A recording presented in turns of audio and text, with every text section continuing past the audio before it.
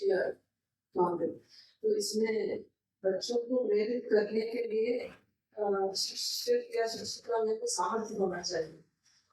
तो सामर्थ्य को अपने लाने के लिए अगर कुछ उपाय हैं, तो आपने कहा एक जो हम करते हैं वो देख के कर सकते हैं। अपने बच्चों को प्रेरित करने के लिए इसे उपाय करिएगा। यहाँ तो प्रश्न ये है कि बच्चों को प्रेरणा देने के लिए एक सामर्थ्य चाहिए, तो वो तो सबके पास नहीं भी होता है, तो कैसे हम बच्चों को प्रेरणा दे सकते हैं? तो ये आपका प्रश्न बराबर है कि भाई बच्चों को हमको प्रेरणा देनी है, तो सबसे पहले तो हमारे पास नॉलेज चाहिए सामर्थ्य के रूप में। हमारा सामर्थ्य मतलब क्या है? शरीर का चाहिए, धन का चाहिए, पद का कहाँ चाहिए? तो हमारे पास पहले नॉलेज का चाहिए, ज्ञान का। दूसरा चाहिए आचरण का। बराबर है? आचरण का मतलब कि भाई हमारा आचरण यहाँ ऐसा नहीं कि हम धर्मशास्त्र की दृष्टि से आचरण कह रहे हैं कि भाई हम इस प्रकार का पालन करते हैं, ये इस आचरण नहीं, लेकिन यहाँ आचरण अर्थात व्यवहार। बराबर है? थोड़ा सा अंतर है। आचरण जब हम करते हैं खुद के लिए या हम अकेले होते हैं तो उसको आचरण कहा जाता है, और जब हम दूसरों के साथ जब करते हैं तब उसको व्यवहार कहा जाता है। समझ गए? आचार यानी क्या कि जब हम सुबह उठकर स्नान करते हैं या मानो संध्या करते हैं या और कुछ हम अनुष्ठान करते हैं या आराधना करते हैं या जप करते हैं, कुछ भी करते हो हम जो रिचुअल्स के रूप में, उसको आचार कहा गया। हम कहते हैं कि ये अच्छे आचार वाले व्यक्ति, बराबर है, वो आचार है। वहां दूसरा नहीं है तो भी वो हो सकता है, वहां दूसरे की जरूरत नहीं है। बराबर है? अब जहां दूसरा आया, वो चाहे हमारा बेटा हो, चाहे पति हो, चाहे भाई हो, चाहे स्टूडेंट हो, चाहे कोई भी हो, तो तब उसको व्यवहार कहा जाता है। अच्छा आचार होने से ऐसा नहीं हो जाता है उसका व्यवहार अच्छा। तो हमारा व्यवहार कैसा रहे दूसरों के साथ, तो वो बच्चे जो है वो आचरण से नहीं सीखते, बच्चे जो है वो व्यवहार से सीखते। आप समझ गए ना? आचरण से कम सीखते हैं, लेकिन ज्यादा किससे सीखते हैं? व्यवहार। क्योंकि जीवंतता व्यवहार में लगती है। आचार में ना आप कुछ कर रहे हो, जब कर रहे हो, कुछ अनुष्ठान कर रहे हो कुछ, तो उसमें मुझे इंटरेस्ट नहीं होगा, क्योंकि वो तो आप कुछ भी कर रहे हो, कितने घंटे में उसको ऑब्जर्व करूंगा, देखूंगा, बराबर, केवल इतना देखूंगा कि कुछ कर रहे हैं।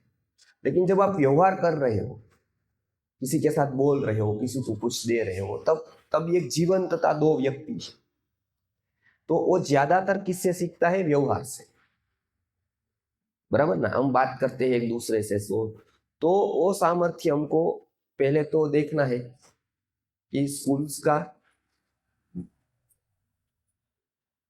आचार हो गया, व्यवहार में वो मैंने बताया ना, आचरण जो खुद करते हैं।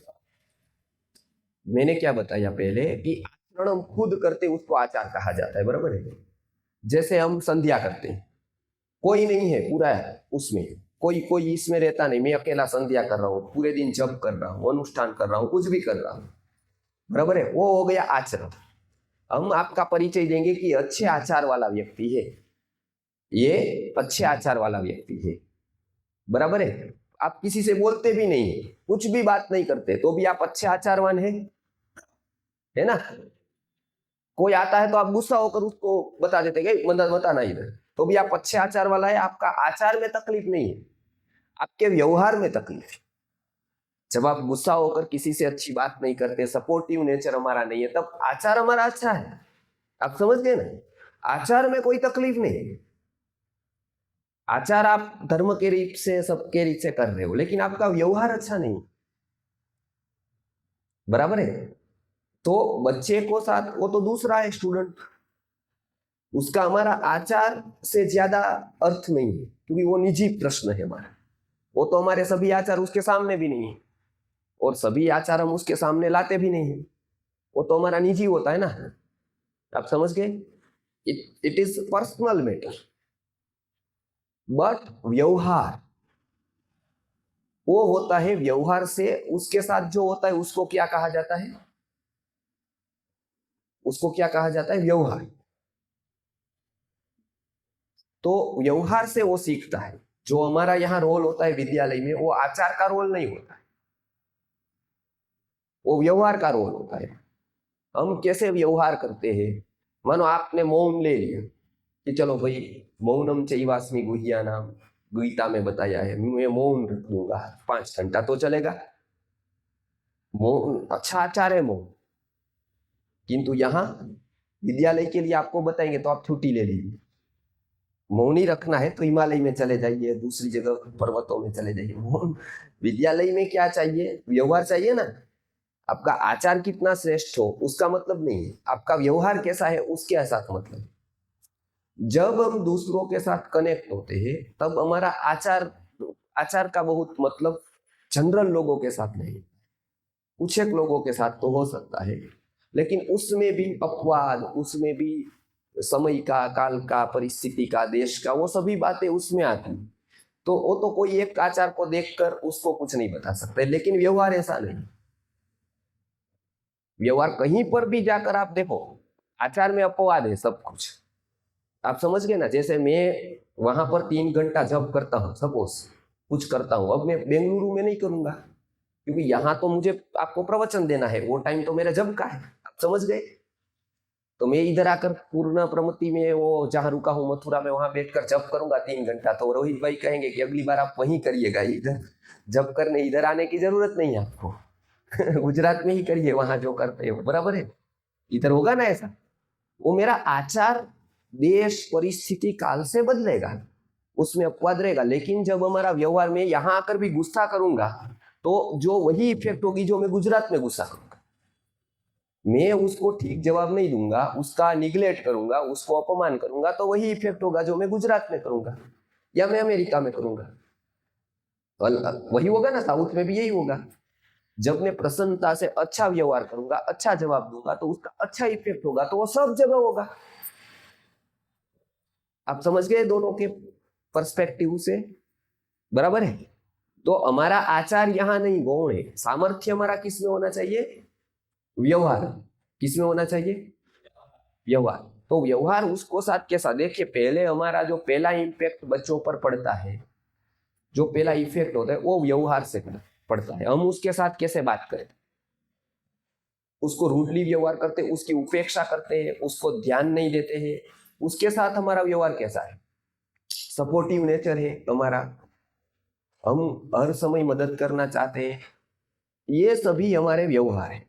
और बच्चे वो व्यवहार से सीखते, बराबर है।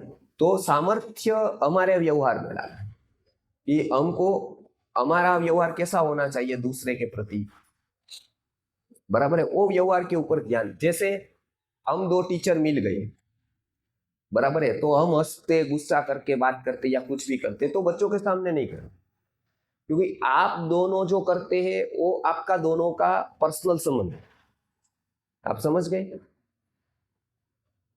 बराबर। बच्चों के ऊपर वो बच्चा वो डीप में जाकर नहीं सोचेगा। मैं सोच सकता हूँ कि आपने इसको ऐसा बता दिया कुछ भी, तो मैं वो उसको ये बात ले सकता हूँ कि दोनों का व्यवहार है ऐसा, दोनों का संबंध ऐसा है, लेकिन वो संबंध को बच्चा नहीं सोचेगा। बच्चा ऐसा सोचेगा, ऐसा व्यवहार करने में कोई तकलीफ नहीं,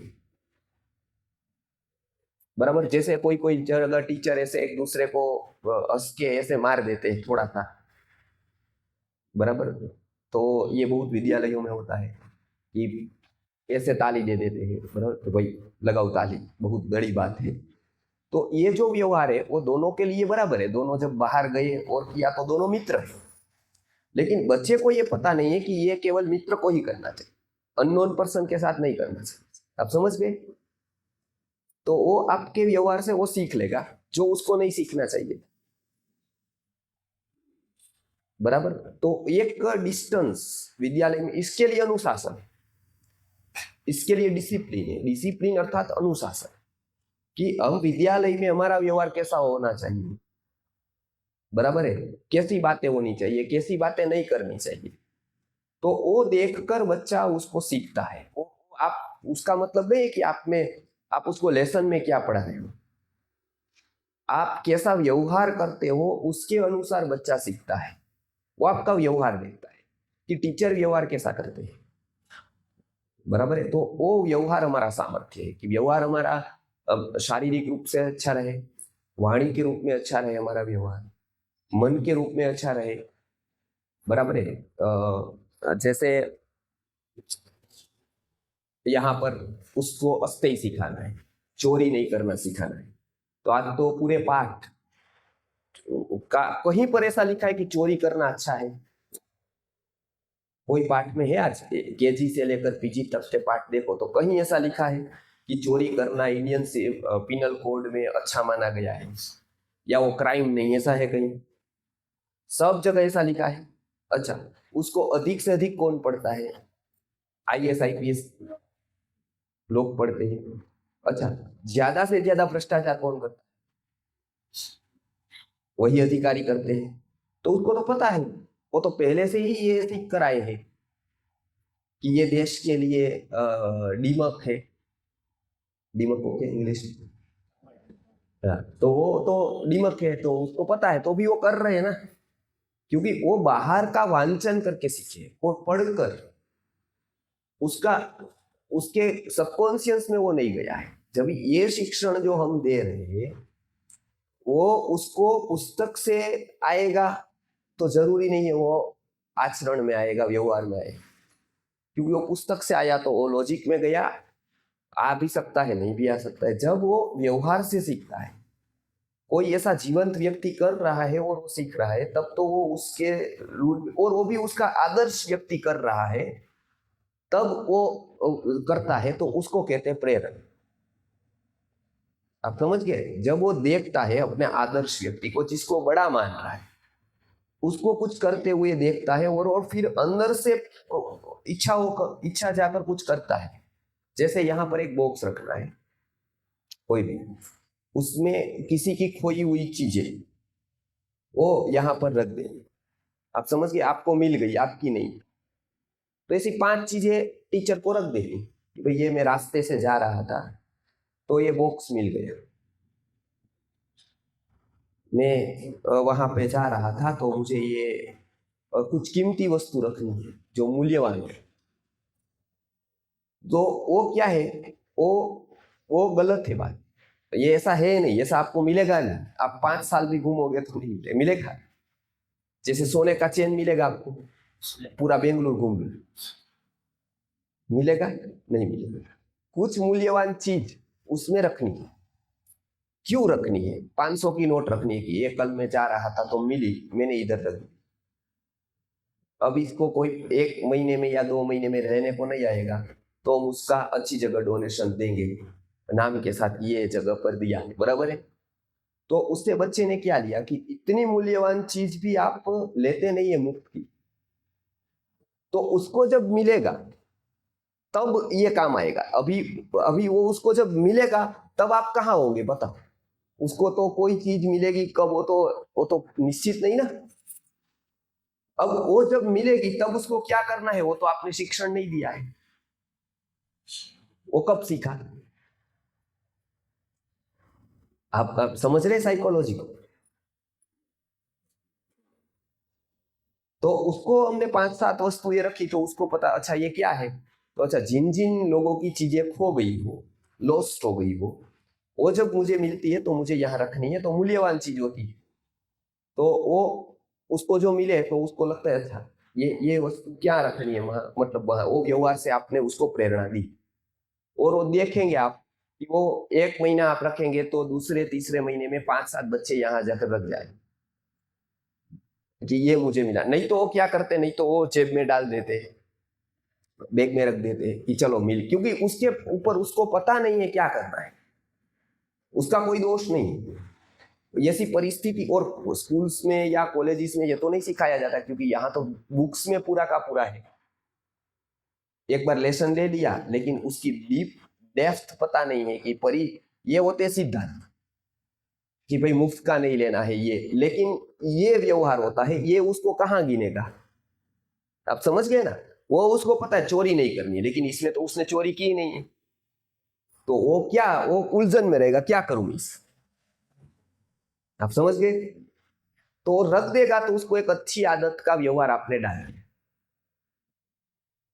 एकदम सिंपल बात है।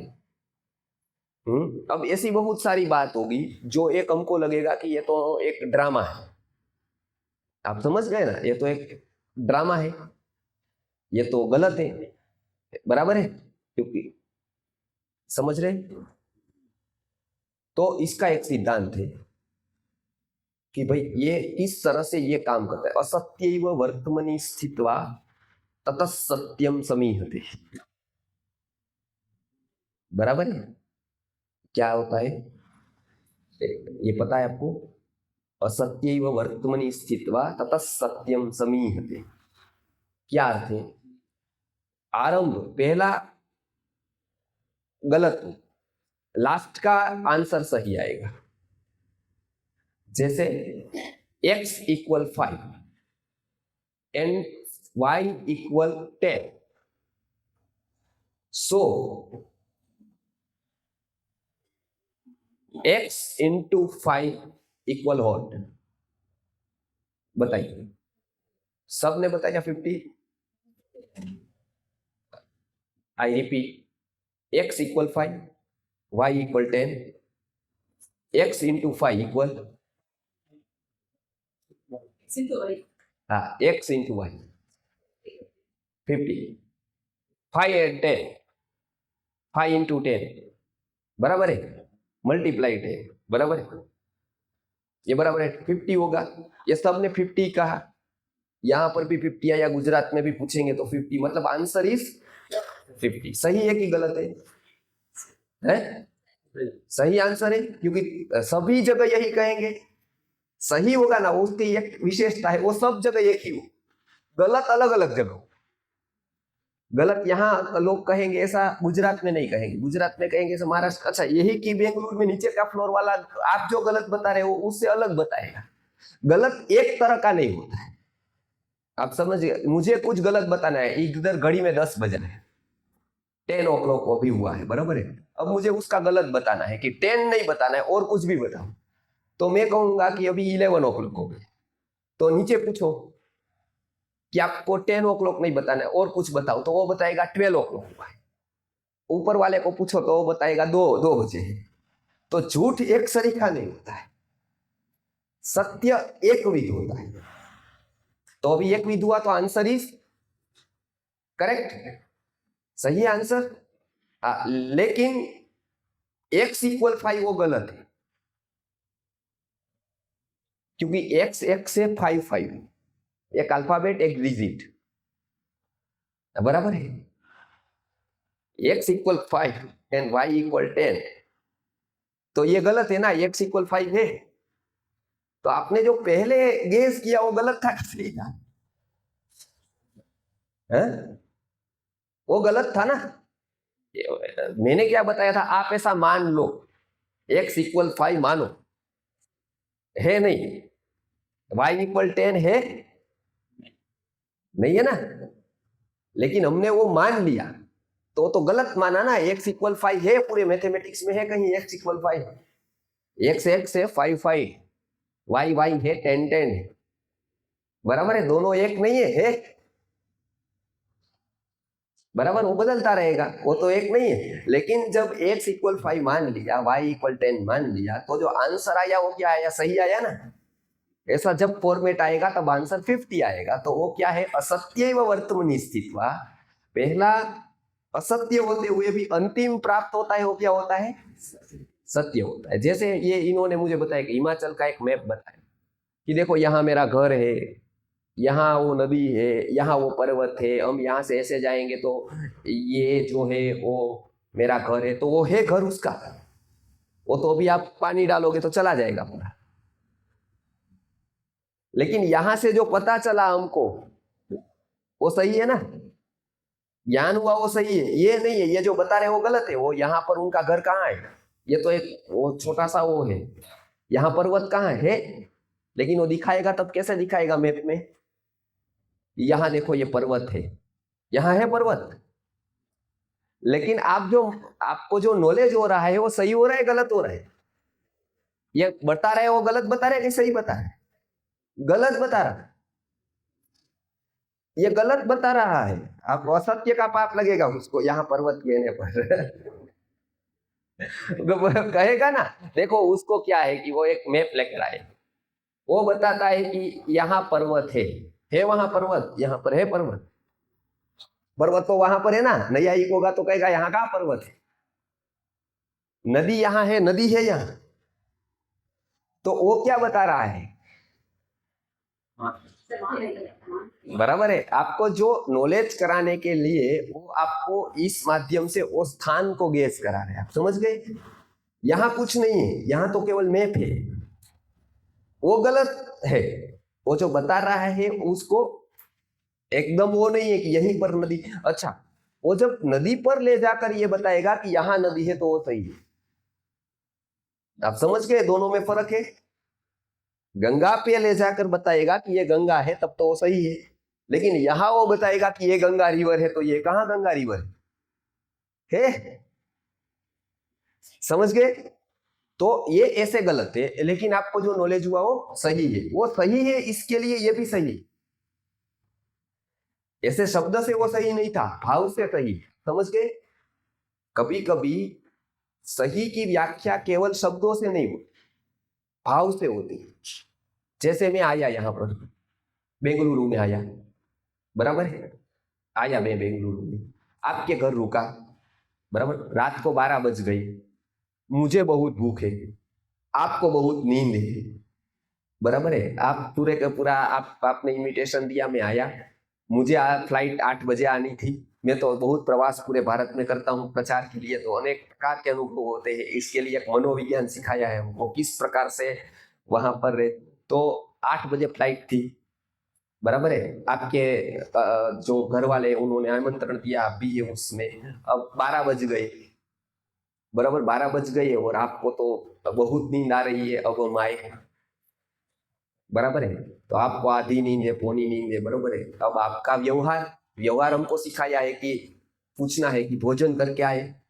अब मुझे बहुत भूख है और मैं देख रहा हूं कि इसको बहुत नींद आ रही है, बराबर है, तो आप अंदर से क्या प्रार्थना करोगे? ये आदमी भोजन करके ही आया हो तो अच्छा है, नहीं तो मुझे कट करनी पड़ेगी यहाँ पर रात को 12 बजे 1 बजे, मना भी नहीं कर सकते, बराबर है।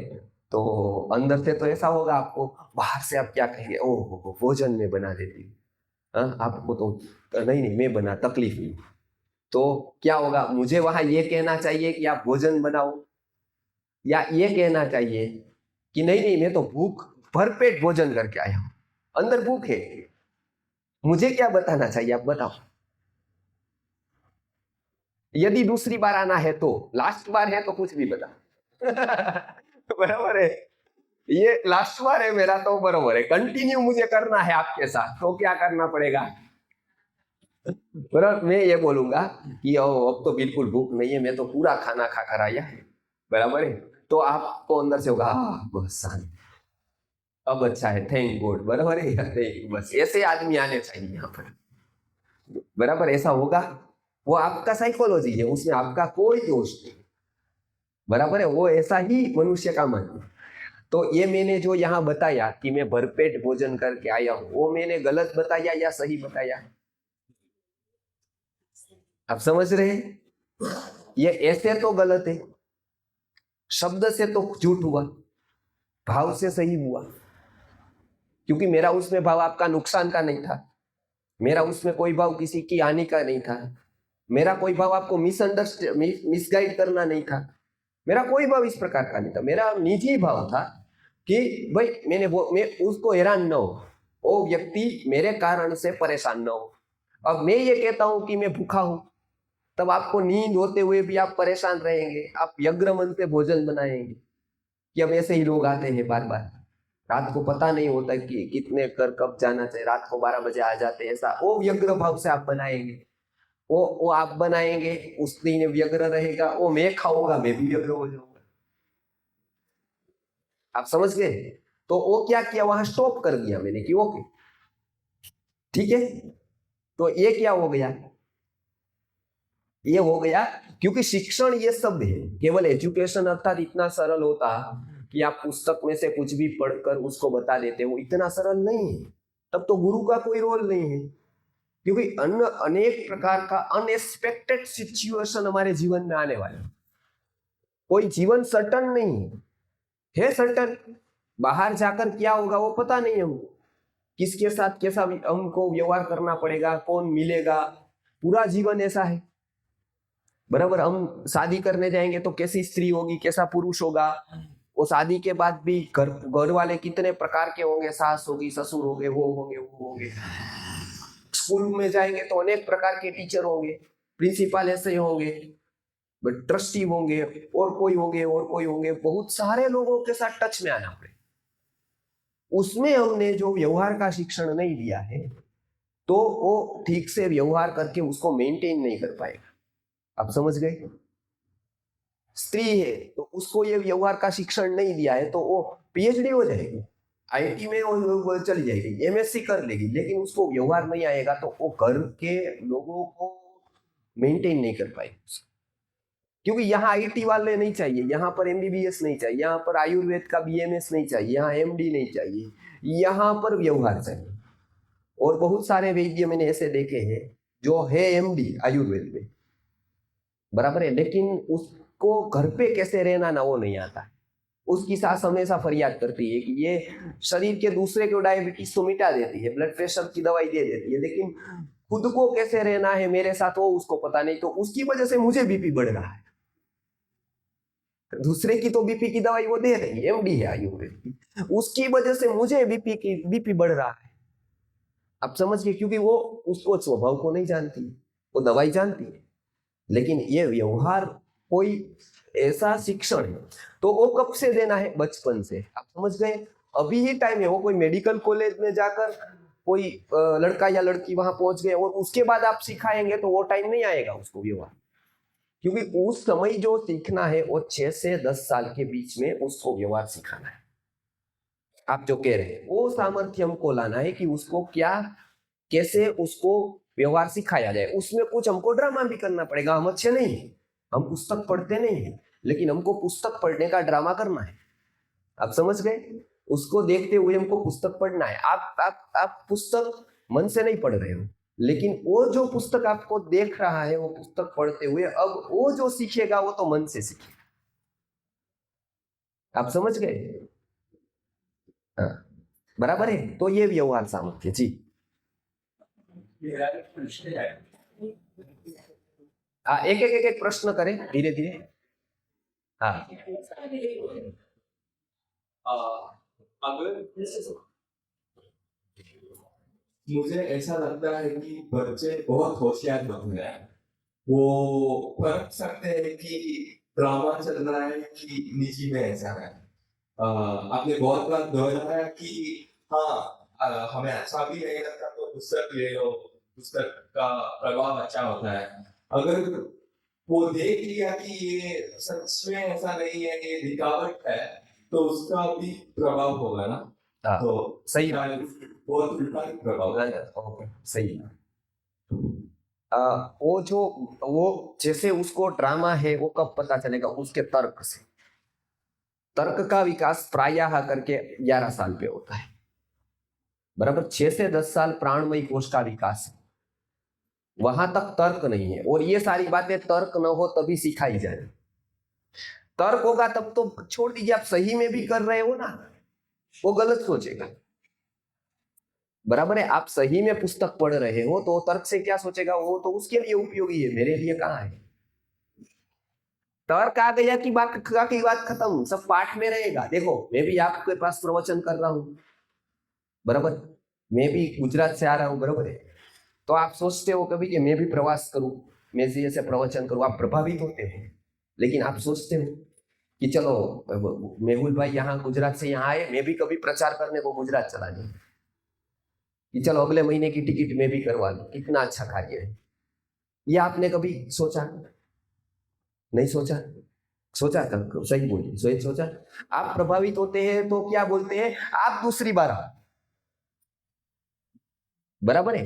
मैं कंफर्ट रहूं, आप समझ गए, और आप आओ दूसरी बार, मुझे और नॉलेज दो, लेकिन मैं नहीं, मैं ऐसा ही रहूं।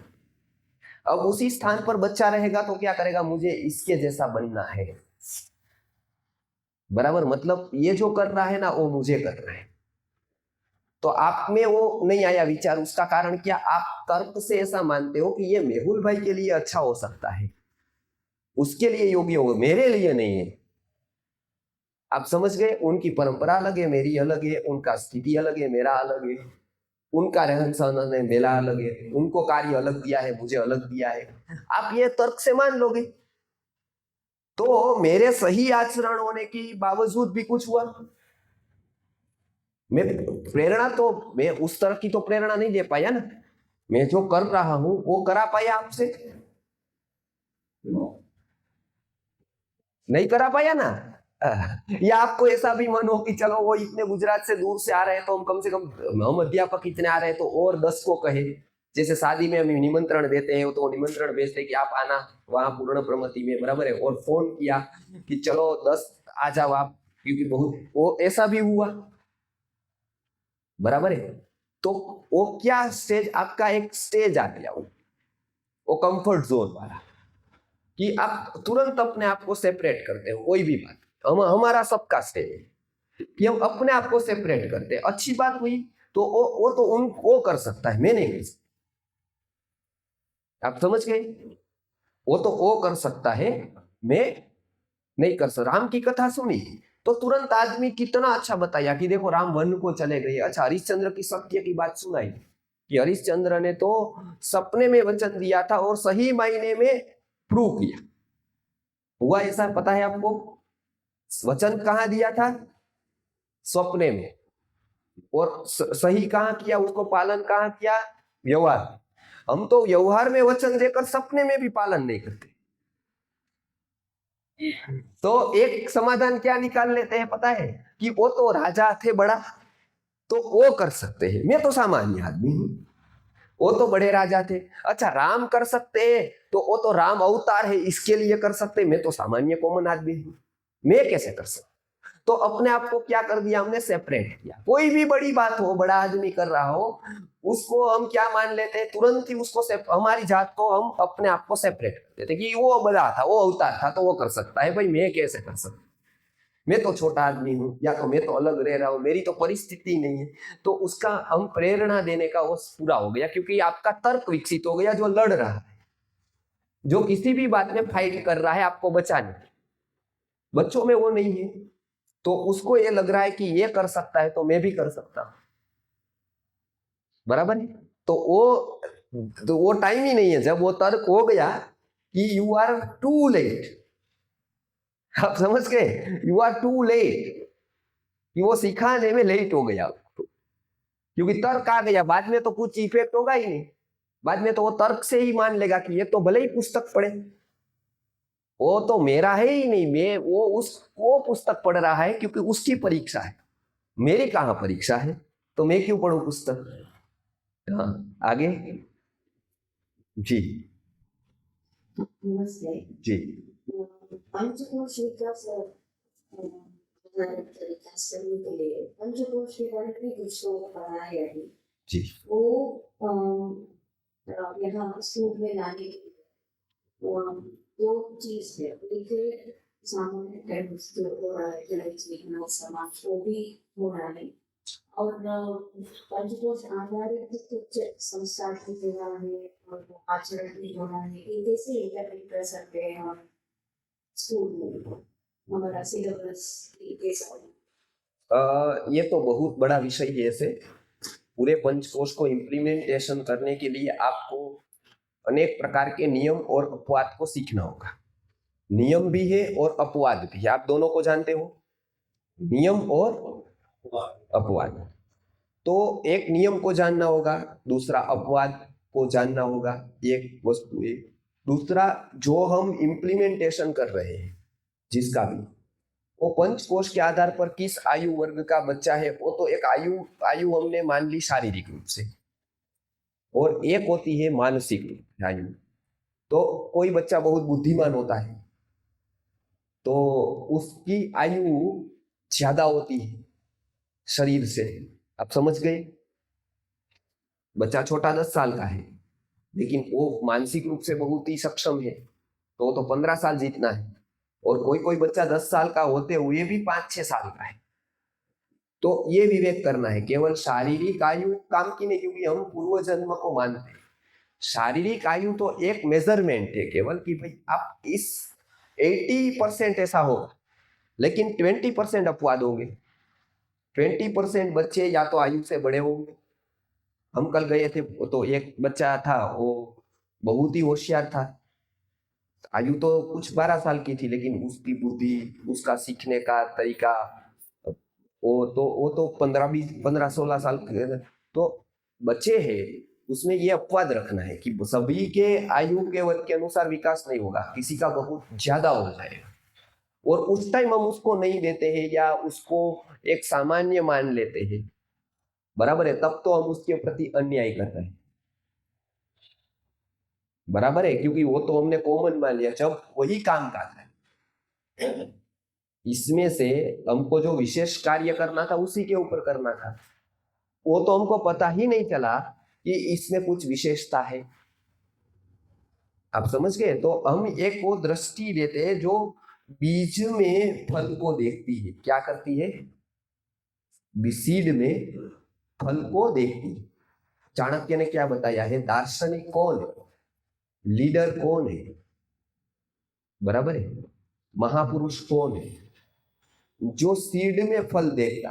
किसमें फल देखता है? बाकी तो आंबा लगा दिया, मैंगो ट्री लगा दिया और मैंगो सब आया तो मजदूर भी देखता है कि ये ट्री में फल आ गए, उसमें कुछ विशेषता है? वो तो आंख से देखा जाता है, उसमें कोई विजन है? विजन कहाँ है? जब वो संभावना है और आप देख लेते हैं, आप समझ गए, वो लीडर है। हमने जब गुरुकुल वहां से आया वाराणसी से, तो एक आदमी अपने आप को बहुत विजनरी मानता था कि मैंने ये क्रांति कर दी, वो क्रांति कर दी, वो क्रांति कर दी, पूरा लिखा था पेपर में और उसका गुरुकुल छाप रहा था पेपर पूरा कि ये आदमी क्रांतिकारी है, बराबर है, पूरा उसको विजन है कि आज से 25 साल बाद भारत का क्या होगा और 50 साल बाद क्या होगा, उसने पूरा लेख लिखा था। तो मैंने कहा कि यह आदमी तो विजनरी है, गुरुजी कहते थे कि ऐसे आदमी को तो मिलना चाहिए और जो भी हो उससे सहायता लेनी चाहिए, वो तो बहुत बड़ा धनी है। मैं उनके पास गया तो उनको मैंने बताया ऐसा ऐसा गुरुकुल है। तो पहले तो बताया ऐसा गुरुकुल तो हो नहीं सकता है अभी के काल में, ऐसा ऐसा नहीं होगा, ये संभव ही नहीं है, ये आप वृथा मेहनत कर रहे हो, उससे अच्छा स्कूल में कहीं ये कर दो, एक आदमी को लगा दूं उसके साथ पार्टनरशिप में आप स्कूल खड़ी कर दो बहुत बड़ी, मैं उसको बताता हूँ गुरुकुल हो ही नहीं सकता है अभी, तो ये सभी बातें, कोई सीखने वाला ही अभी नहीं है, किसी को इंटरेस्ट ही नहीं है, ये सब बातें बताई मुझे। तो मैंने नमस्कार किया कि अच्छा है, जब जरूरत रहेगी तो मैं आपको फोन करूंगा, बराबर है। ऐसी कोई मुझे ऐसा विचार बदल गया मेरा कि चलो भाई मुझे स्कूल करनी है, अभी बड़ी स्कूल करके हमको मॉडर्न एजुकेशन में जाना है, तो मैं आपको अवश्य फोन करूंगा। अभी तो मैं मेरे मत पर कायम हूँ, बराबर है, कोई आए चाहे ना आए, मैं तो निश्चित हूँ कि मुझे ये करना है।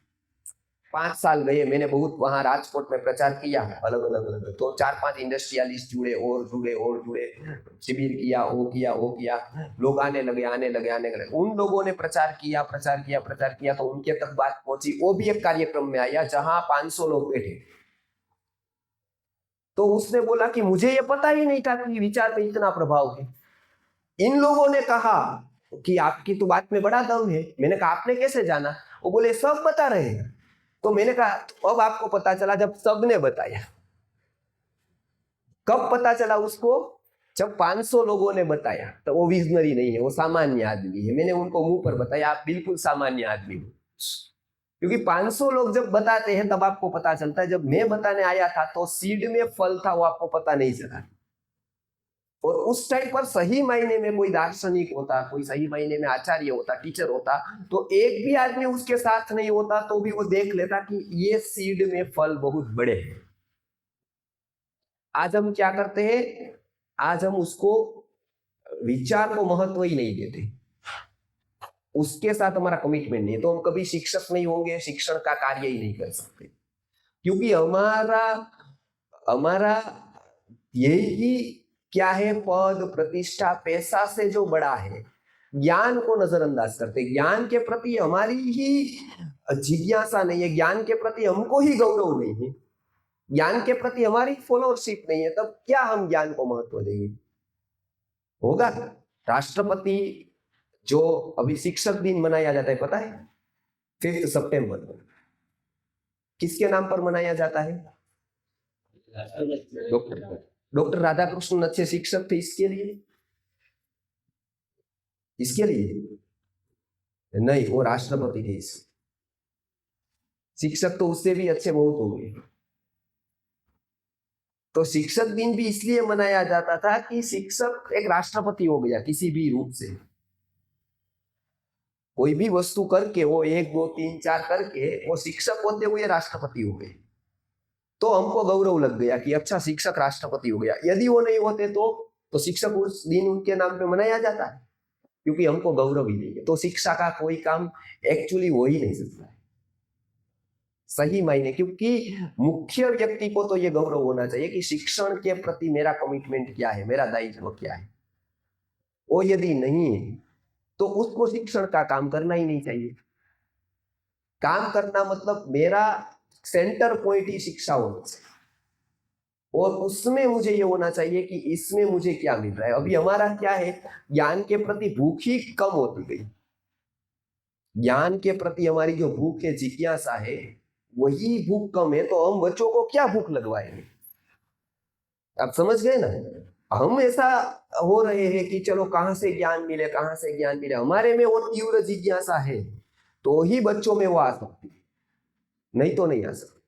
जी अभी कौन जी, तो पंचकोश का अलग अलग स्तर है। पहले नियम जानना है, फिर अपवाद। नियम क्या है कि इतने नियम, 20% अपवाद है। सभी बच्चों की कैटेगरीज अलग अलग है। उसके आधार पर पहले तो एक सभी टीचरों को पहले तो ये पढ़ना चालू करना है, बराबर है। पहले अपने में कमिटमेंट लाना है। देखो, आप उसको उपदेश देकर नहीं सिखा सकते हो, आप अपने जीवन में लाया हो तभी वो अंदर से बोल सकते हो। आप समझ गए? वो मनुष्य की प्रकृति है। तो पंचकोश पे पहले 5 कोश को जाना, फिर अपने आप को देखा कि अच्छा, बच्चों में ऑब्जर्व किया कि कौन से बच्चे अच्छे हैं, कौन से बच्चे ये सीखने वाले हैं, कौन से बच्चों में प्रमाद है, कौन से बच्चे के प्रतिभा नहीं है, वो सब क्लासिफाई किया, उसका एक बनाया। वो सारा का सारा कोर्स का काम नहीं है, ये कोर्स का काम नहीं है कि चलो भाई अभी क्या हो रहा है कि कोर्स तो बन रहे हैं दुनिया भर के, बराबर है। हर एक व्यक्ति उठा वो कोर्स बनाने लगता है कि भाई गुजराती का बनाया, किसी ने इंग्लिश का बनाया, किसी ने वो चैप्टर वाइज बनाते जाते हैं। उसके लिए तो बहुत लोग काम कर रहे हैं कोर्स बनाने, लेकिन कोर्स बनाकर सामने वाले पर कैसे इंप्लीमेंट करना है, आप समझ गए? उसके लिए पात्रता कैसे तैयार करें, महत्व का वो है। वो कर दिया ना, आपने एक भी कोर्स नहीं बनाया, उसके पास इतनी पात्रता है कि वो आपसे सीख लेगा, आप बराबर है। तो वो क्या है, हमको जो बहुत महत्व का कार्य करना है वो पात्रता का निर्माण करना। सही बात है? हाँ बताइए। तो हमारा मुख्य काम है पात्रता बनाना। क्या हम गणित सिखा रहे हैं, विज्ञान सिखा रहे हैं, कैसे सिखा रहे हैं, वो सेकेंडरी। पात्रता निर्माण वो उत्तम। हमारे यहाँ यही बताया कि पात्रता जब बन जाती, गुरु देखो, विद्यार्थी है और गुरु है। गुरु और विद्यार्थी कितने साल तक ज्यादा से ज्यादा एक साथ रहेंगे? 7 साल, 10 साल, इतना। वो सीखेगा कब तक बताइए? आजीवन सीखेगा। तो आजीवन तो गुरु नहीं है उसके साथ। तो गुरु ने ऐसा बताया कि मैंने तुझे सब सिखा दिया, नहीं, मैंने तेरी पात्रता तैयार कर दी। अब तू प्रकृति से भी सीख सकता है, अब तू कॉमन मैन से भी सीख सकता है, अब सबसे सीख सकता है, क्योंकि एक दृष्टि तुझे सीखने की आ गई, पूरी प्रकृति गुरु हो गई। जब एक गुरु होता है उसके बाद वो क्या होता है, वो विश्व रूप हो गया गुरु का। विश्व गुरु बनना मतलब विश्व ही हमारा गुरु है। कृष्णो ही लोको बुद्धिमताम आचार्य, चरक सूत्र है, चरक संहिता में बताया है, कृष्णो ही लोको, सभी लोग, आचार्य कौन है? कृष्णो ही लोको बुद्धिमताम आचार्य, जिसने ये सबको गुरु मान लिया वो आचार्य। कृष्णो ही लोको बुद्धिमताम आचार्य, अबुद्धिमताम तद विपरीत। विपरीत क्या है? अबुद्धि। बुद्धि वाला नहीं है, वो तो मानेगा कि इससे क्या सीखना है भाई, ये तो गांव, ये तो वनस्पति, इससे क्या है, बहुत बड़ा गुरु आए तो देखे बाद में। तो ये क्या हुआ? अब पात्रता निर्माण की, पात्रता उतनी आ जाएगी कि वो तो ज्ञान आने ही वाला है, वो बाई प्रोडक्ट। नॉलेज का ऐसा नहीं है कि उसके ऊपर फोकस करो, ये उत्तम से उत्तम बात है ना, वो सारी बाई प्रोडक्ट है। अच्छा, हमारे यहां तो ऐसा माना गया अर्थ भी बाई प्रोडक्ट। पता है आपको, लक्ष्मी स्वयं याति निवास है, वो गुण लाए तो ऑलरेडी वो बाई प्रोडक्ट ये सभी बातें बनती जाए। उत्तम बात है, मुझे इनसे प्रेम चाहिए तो मैं कहूंगा कि मुझे प्रेम करो, मैं मुझे प्रेम करो, मुझे कोई प्रेम नहीं करता है, और ऐसा मांगने से कोई प्रेम करेगा क्या?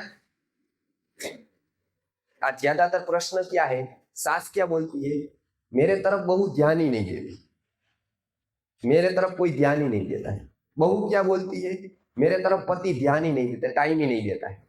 सब क्या 90% का क्या प्रश्न है, आप कुंडली लेकर आओ, मैं बताऊंगा कि आपका पति आपको टाइम नहीं देता है, निगलेक्ट कर रहा है। उसको लगता है ये आदमी ने सही जाना मुझे, ये सही ज्योतिषी है, बरोबर है, बराबर है। दूसरा मैं बताऊं कि आप बहुत काम कर रहे हो लेकिन आपको यश नहीं मिलता, तो आप कहेंगे ये सही बात है, ऐसा मेरे में है, काम तो मैं बहुत करती हूँ, यश तो सास ले जाती है, यश तो पति ले जाता है, वो यश मेरे भाग्य में है ही नहीं, ये सही बोल रहा है, इसको ही कुंडली दिखाओ अब, बराबर है। क्यों? ये कॉमन साइकोलॉजी है, ये सब व्यक्ति ऐसा ही विचार कि पूरा जगत मेरी तो उपेक्षा कर रहा है और मेरे से बहुत गया बीता है, उसको तो बहुत मिल रहा है सब कुछ, तो ये साइकोलॉजी है।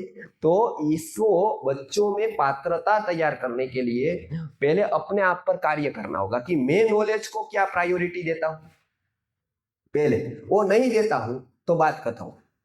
तो बच्चों में हम करने के बाद भी 50% भी नहीं आएगा। इसके लिए आचार्य केंद्रित गुरुकुल इसलिए होना चाहिए क्योंकि वो नॉलेज को प्रायोरिटी देगा। हमारे गुरुकुल गुजरात में गुरुकुल बना और मैंने बात बताई थी ना, वो कि भाई वो धनिक है और गुरुकुल है तो बच्चों का केंद्र बिंदु बन जाएगा। भाई ये तो धनिक है ना इसलिए कर पाया, या तो मैं पहले धनिक बन जाऊं बाद में ये करूंगा। आप समझ गए? नॉलेज प्रायोरिटी, नॉलेज ही शक्तिशाली दिखना चाहिए। क्या नॉलेज सेंटर पॉइंट कब होगा? तो चाणक्य ने बताया कि जब हम अपने आप के हमारी प्रायोरिटी नॉलेज के प्रति निश्चित करें, नॉलेज को हम उतना महत्व देंगे। आप समझ के पात्रता को, गुणों को हम महत्व देंगे, हम गुणवान व्यक्ति को प्रथम नंबर पर मानेंगे, राष्ट्रपति को नहीं, उपराष्ट्रपति को नहीं, प्रधानमंत्री को नहीं, तब होगा। बाकी हमारा डिवेल हम कर रहे हैं तो ज्ञान का काम, इसके लिए हमारा गुरुकुल गुजरात में है, एक भी राजनेता का फोटो नहीं, पूछिए इनसे किसी का भी। कलेक्टर आए थे ना, कलेक्टर आए थे राजकोट जिला के अपनी बेटी का एडमिशन देने के लिए, लोगों ने बताया इनका फोटो खींच ले, बाद में फेसबुक में अपलोड करेंगे और वहां रखेंगे। मैंने कहा कि उनको कौन देखेगा? बोले बहुत जगह पर प्रचार हो जाएगा। अब ये फर्क है, देखो सब गुरुकुल ने ऐसा किया है, राजनेता के सम्मान भी किए, सब कुछ किया, हमारी दृष्टि अलग है ज्ञान के प्रति। वो कलेक्टर आए थे, मैंने फोटो बताया, कलेक्टर को खिंचवाना है तो खिंचवाए, कलेक्टर अपने पीए को कहकर खिंचवाना है, मुझे कोई तकलीफ नहीं, लेकिन मैं इस फोटो के माध्यम से ऐसा प्रूव करूं कि कलेक्टर आ रहा है, इसके लिए मैं बड़ा हूं, इसके लिए गुरुकुल बड़ा है क्योंकि यहाँ कलेक्टर आ रहा है। तो उसको मायने में रखते हुए जो लोग जुड़ेंगे वो तो पात्रता बिना के ही लोग होंगे, वो तो कलेक्टर के चश्मे से देखेंगे ना। और एक दिन कलेक्टर आना बंद कर देगा तो वो भी बंद कर देंगे, क्योंकि उसका निमित्त ही ऐसा था कि कलेक्टर गया मतलब कुछ होना चाहिए, धनिक गया मतलब कुछ होना चाहिए। तो मैंने कहा कोई फोटो की जरूरत नहीं, मुझे ऐसे प्रचार करना ही नहीं। किसी का फोटो लगाकर मैं प्रचार करूं तो कर्ण कहता था ना, मैं अपना बाण समर्थ है, मैं विचार से ही करूंगा, किसी की वो फेस को बताकर वो प्रचार ऐसा करना ही नहीं है, उससे लोग चाहिए ही नहीं। जो विचार को महत्व देते हैं ना, ऐसे ही लोग चाहिए, चाहे 5 ही क्यों ना हो, 10 ही क्यों ना हो, वो लाख थोड़े चाहिए। जो किसी का फेस देखकर मेरे पास आए कि प्रधानमंत्री मुझे मान रहे हैं, इसके लिए मैं बड़ा हूं, या तो राष्ट्रपति ने मुझे अवार्ड दिया है, इसके लिए मैं बड़ा हूं, तो ये बड़े बड़प्पन का मेजरमेंट थोड़ा है। शिक्षक का मेजरमेंट कहाँ है? गुण से, ज्ञान से। तो अभी देखो वहां पर भी बच्चे वो क्या कहीं से भी निकल रहे, वो बता रहे कि आचार्य तैयार नहीं होते। मैंने कहा नहीं होंगे, क्योंकि आपकी नींव ही गलत है। आपकी पद प्रतिष्ठा वाले लोगों को बहुत मान देते हैं, ज्ञानी व्यक्ति का तो कुछ है नहीं आपके जीवन में, क्योंकि आपका ही ज्ञान के प्रति कमिटमेंट नहीं है। आप कितनी देर पढ़ते हो तो वो मायने रखता है। आप स्कूल के 5 घंटे के अलावा आपके निजी जीवन में कितने घंटे पढ़ते हो? आप 2 घंटे पढ़ते हो तो आपका ये नॉलेज के प्रति कमिटमेंट। आप नहीं पढ़ते हो तो नॉलेज के प्रति आपका कमिटमेंट नहीं। मैं अपने कार्य के अलावा क्या करता हूं वो मेरी प्रायोरिटी है, ऐसा डिसाइड होता है, ऐसा प्रूव होता है। कहने से प्रूव नहीं होता है, मेरी प्रायोरिटी कहां पर है। जी पंचकोश के एक के बाद एक विकास होता है प्राइमरी। हाँ, ये अच्छा प्रश्न है। मैंने वो कल भी बताया था, थोड़ा आज भी समझाता हूं मैं। पंचकोश का विकास एक साथ होता है कि स्टेप बाय स्टेप होता है? आप समझ गए? बराबर है। मैं आपको बताऊंगा, आपको भी भूख लगी है तो ब्रेक रखते, नाश्ता, भूख नहीं लगी, कब लगेगी? 12:30 बजे। तो 12:30 बजे भूख आपको लगेगी तो एकदम लग जाएगी कि धीरे धीरे लगेगी? धीरे धीरे। कब से चालू होगी? 12 बजे से, 11 बजे से? कब से चालू होगी भूख लगना? चालू कब से होगा? आप बताओ, स्टार्टिंग कब है? अभी आपको भूख नहीं है, 12:30 बजे लग जाएगी। 12:30 बजे एकदम नहीं लगेगी, धीरे धीरे लगेगी। कब से चालू होगी लगनी? 11:30 पक्का है, 11:30 पहले नहीं होगी, ऐसा नियम। अच्छा, बेंगलुरु में ऐसा होगा लगभग। बराबर है कि भाई 11:30 पर भूख लगना चालू होगी, 12:30 पर, ऐसा है। तो मैं बोलूंगा 11 बजे क्यों नहीं? आप बोलेंगे 11 बजे लगना चालू होगी, तो मैं बोलूंगा 10 बजे क्यों नहीं? आप बोलेंगे 10 बजे चालू होगी, तो मैं बोलूंगा 9 बजे क्यों नहीं? तो वो भूख लगने की प्रोसेस हमेशा चालू है। लेकिन मैंने जब आपको पूछा कि भूख कब लगती है, तो आपने 12:30 बताया, और सबने 12:30 बताया। बराबर है, भूख लगना तो चालू है। अब आपने जो 12:30 बताया, उसका क्या मतलब है पता है? पीक पॉइंट क्या? भूख पीक पॉइंट पर कब जाती? आप समझ गए? ऐसे तो है, लग रही है, हमेशा लग रही है, पाचन की क्रिया चालू है। आयुर्वेद की दृष्टि से अग्नि का काम अभी चालू है, अग्नि का कार्य चालू, यज्ञ चालू है, बराबर है, अग्नि का काम चालू है अभी। तो वो तो अग्नि कार्य कर रही है, कार्य कर रही है। बीच में हम आइसक्रीम खा लेंगे तो डिस्टर्ब करेंगे उसको, बराबर है, बीच में कुछ भी खाया कि डिस्टर्ब हो गई अग्नि। हाँ, लेकिन वो तो अग्नि चालू है शरीर में, पचाने की अग्नि चालू है हमारे बॉडी में, वैश्वानर जिसको कहते हैं, बराबर है। अब वो चालू है, चालू है, अब वो सभी कुछ करके अग्नि प्रदीप्त हो गई, प्रदीप्त हो गई, तो 12:30 बज गए। उस टाइम पीक पॉइंट पर है। तो हमने कहा कि 12:30 बजे भूख लगती है, मतलब क्या? भूख पीक पॉइंट पर आती। भूख लगती तो हमेशा है। पंचकोश का भी क्या है? हमेशा विकास होता है। लेकिन अन्नमयी कोश का विकास पीक पॉइंट पर कब होता है? 0 से 5 साल। प्राणमयी कोश का विकास पीक पॉइंट पर कब होता है? 6 से 10 साल तक। मनोमयी कोश का विकास का क्या है बिंदु? 11 to 15। आप समझ रहे? वो पीक पॉइंट है, उस टाइम सबसे अनुकूलता होगी उम्र के हिसाब से। उस समय शरीर की स्थिति, मन की स्थिति ऐसी होगी कि ज्यादा से ज्यादा काम उस पर कर सकते हो। वो टाइम हम मिस कर देते हैं क्योंकि हम काल को नहीं जानते। हमको लगता है कि बचपन में पढ़ाए, बड़े बड़े बड़े होकर पढ़ाए, उसके बाद पढ़ाए, सब एक है। सब एक नहीं है। जो मेरे पास बचपन से आ गया उसको मैं तैयार कर सकता हूँ। वही आदमी मेरे पास बड़े होकर आया तो वो अपना कुछ लेकर आया, लॉजिक, विचारधारा, वो सब अपना है। उस पर काम करना कठिन है बहुत, क्योंकि बना हुआ मकान है, अब दूसरा बनाना है, और वो केवल जमीन है और बनाना है, दोनों में फर्क है। एक भवन यहाँ ऑलरेडी बना हुआ है, उस पर हमको विद्यालय का नक्शा बिठाना है, बैठेगा पहले तो भवन को गिराना पड़ेगा, कहाँ मॉडिफाइड करना पड़ेगा, और एकदम बिल्कुल जमीन सपाट है, उस पर भवन बनाना है। किस में आसान होगा? किस पर होगा आसान? फ्लैट जमीन पर।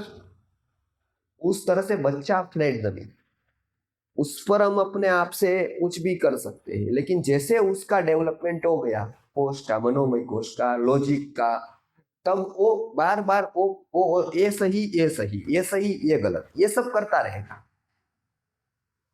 आप समझ गए? तब तक वो क्या करेगा? तब तक वो मान लेगा।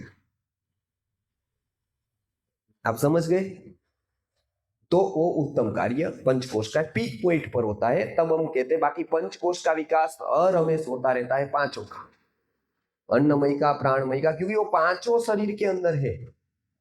ऐसा नहीं है कि एक हो रहा है और चार सूख गए। पानी जाता है तो फसल भी पीती है, ग्रास भी पीता है, जमीन भी पीती है, वातावरण में भी जलीय अंश जाता है। ये सब एक पानी गया कि उससे पूरा का पूरा बाइफर्गेशन होता है, बराबर है, क्लासिफिकेशन होता है, और वो अलग अलग अलग जगह पर पानी पहुंच जाता है। उसी तरह से ये है, बड़ा वृक्ष है वो बड़ा पानी ज्यादा खींच लेता है, छोटा वृक्ष है छोटा खींचता है। जो केवल बीज है उसको अंकुरित होने के लिए पानी चाहिए, वो वहां चला जाता है।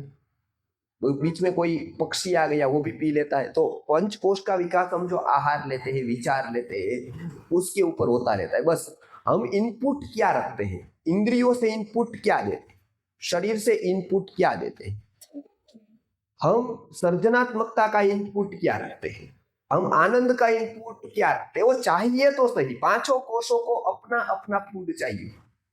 इसके लिए हम केवल मैन इज नॉट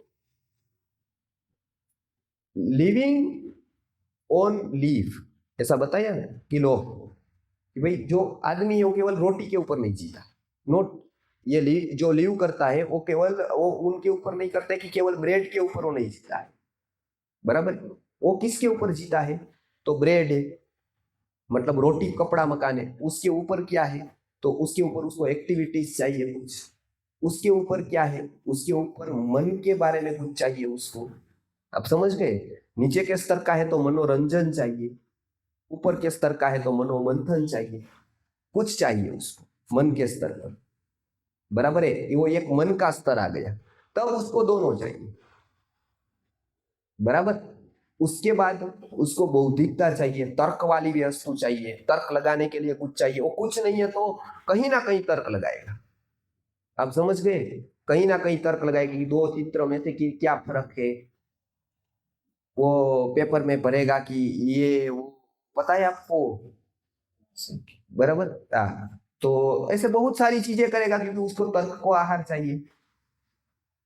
आनंद के लिए भी कुछ करेगा, जैसे संगीत सुनेगा, पिक्चर देखेगा, बराबर है, और कुछ करेगा, संगीत सुनेगा, कुछ भी होगा, वो कुछ चाहिए। उसकी बेसिक नेसेसरी है पंचकोश के लिए फूड देना। वो गलत फूड दे रहा है, जैसे सही फूड उपलब्ध है, घी है, दूध है, वो छोड़कर वो सिंथेटिक फूड दे रहा है, पिज्जा, बर्गर वगैरह वगैरह। तो क्या होता है? शरीर के कोशों का नाश हो जाता है, कैंसर हो जाता है। उस तरह से प्राण को एक्टिविटीज चाहिए। अब वो एक्टिविटीज वो गलत दे रहा है, प्रकृति के पास जाएंगे तो वो एक्टिविटीज बराबर होगी। लेकिन वो कहाँ जा रहा है? घूमने जा रहा है कहीं क्राउड में। आप समझ गए? तो वो प्राण को गलत फूड दे रहा है। मन को देना है फूड, तो वो दे रहा है कि भाई जैसे डीजे बजा रहा है या संगीत ऐसा विकृत संगीत बजा रहा है, तो उसको मन को जो फूड दे रहा है वो गलत दे रहा है, इनपुट गलत आया तो आउटपुट ऑलवेज गलत आएगा। बुद्धि को देना है सर्जन का फूड या ऐसा कुछ चिंतन का, वो नहीं कर रहा है वो, बराबर है। आनंद का फूड गलत दे रहा है वो। तो ये सभी का जो एक पंचकोश है उसका फूड एक निश्चित करते हैं हम लोग कि अन्नमय के लिए हमको क्या फूड करना है, प्राणमय के लिए क्या फूड देना है, मनोमय के लिए क्या फूड देना है, विज्ञानमय के लिए क्या फूड देना है, आनंदमय के लिए क्या फूड देना है। वो पांचों पांच फूड जब सात्विक होंगे तब उसको सात्विकता माना जाएगा। केवल प्याज लहसुन छोड़ देने से कोई सात्विकता नहीं आ जाएगी। आप समझ गए ना, हमने उतना छोटा मेजरमेंट रख दिया कि बस मैं सात्विक हूं क्योंकि मैं ये वो नहीं खाता हूं, बस पूरा उतना ही केवल बस। फिर मैं पिक्चर देखता हूँ कोई तकलीफ नहीं, मैं टीवी देखता हूँ कोई बात नहीं, मैं क्रिकेट का स्कोर देखता हूँ कोई बात नहीं, मेरे जीवन में केंद्र बिंदु एक्टर है क्रिकेटर है कोई बात नहीं। अभी पंडित बहुत देखे हमने, वो बहुत कहते थे, बाहर हम जाते हैं हुबली वगैरह में तो बहुत पारंपरिक पंडित है, बराबर है। तो हम कहते हैं तो हम तो भाई जहां मिला वो तो नहीं नहीं नहीं हम बहुत आचारवान है वो है। मैं देख रहा हूँ कि वो क्रिकेट देख रहा है 3 घंटा, उनका बच्चा भी उसमें स्टेटस में फोटो लगाया है कि क्रिकेटर का। तो मैंने कहा इतना करते हुए भी आपका आकर्षण नहीं बना इस तरह महापुरुषों का। इतना आप आचार करते हो, ये सब अन्य अनुष्ठान करते हो, संध्या करते हो, आप बोल रहे हो कि जब वो सब ठीक है बराबर है आपके लिए, उतना करते हुए आपकी मानसिक प्रकृति में मैं देख रहा हूँ स्टेटस तो क्रिकेटर का लगाया है। उससे बच्चा क्या सीखेगा? कोई महापुरुष ही नहीं ऐसे लगाने के लिए, वो आपको वही मिला पूरे भारत में और वो आप मान रहे हो। क्यों? क्योंकि उससे अपने आप को सीमित कर दिया। और जब तक हम मन की बात तक नहीं आते ना तब तक कोई एजुकेशन हम बच्चों का नहीं कर सकते। मैंने कहा कि आप अभी सिखा सकते हो सब कुछ, वो कर देगा, जब भी कर देगा, आपको देखकर वो सब कुछ कर देगा, उसकी मानसिक प्रवृत्ति नहीं बदलेगी तो अंदर से तो वो कुछ और ही होगा और बाहर से कुछ और होगा। बाहर से तो बड़ा बड़ा आचारवान होगा, अंदर से तो पूरी उसकी व्यक्तित्व उसकी पर्सनालिटी अलग प्रकार की होगी। समझ गए ना? अंदर से उसको ये नहीं लगेगा कि मेरा आकर्षण ये है। तो पंचकोश माने ये बहुत बड़ा कंसेप्ट है। हम किस फूड किस कोश का देते हैं, इसके लिए तो भारत में शिक्षा को सबसे प्रथम क्रमांक पर रखा है कि सबसे कॉम्प्लिकेटेड वस्तु क्या है, सबसे कठिन से कठिन क्या है, जिसने सबसे ज्यादा बुद्धि चाहिए, सबसे ज्यादा बुद्धिमान लोग चाहिए, कुछ और बुद्धिमान भी कुछ और नहीं करने वाला चाहिए। देखो उसको वृत्ति दूसरी नहीं रखी, रोहित भाई बता है, वो सबसे बुद्धिमान व्यक्ति और करेगा तो फिर काम का नहीं। और 50 वस्तु ये राजनीति में भी जाएगा, 50 वस्तु और करता रहेगा तो काम का। उसको वृत्ति भी दूसरी ने यही रखी। आप समझ रहे हैं? क्योंकि उतना फोकस करना जरूरी है। ऐसा वैसा काम नहीं है, वो बहुत बड़ा काम है क्योंकि पूरा इसके स्तर का है पंचकोश का। हम जितना भी मैक्सिमम कर सकते हैं विद्यालय में पंच, और वो आप देखो जो आप 10 साल में काम कर पाओगे ना, पंचकोश को इम्प्लीमेंट किया कि आप वो काम 2 साल में कर दोगे। आप समझ गए? कितना टाइम बचेगा? क्योंकि जो टाइम जा रहा है वो उसको फूड नहीं देने से जा रहा है। मुझे बहुत भूख है मानो, बराबर, बहुत भूख है, बहुत भूख, आपने मुझे भोजन नहीं दिया, क्या होगा? कुदरती रूप से वो भूख मर जाएगी। मुझे 12:30 बजे भूख लग गई, आपने 2 बजे तक मुझे भोजन नहीं दिया, तो 3 बजे मैं भोजन कर पाऊंगा?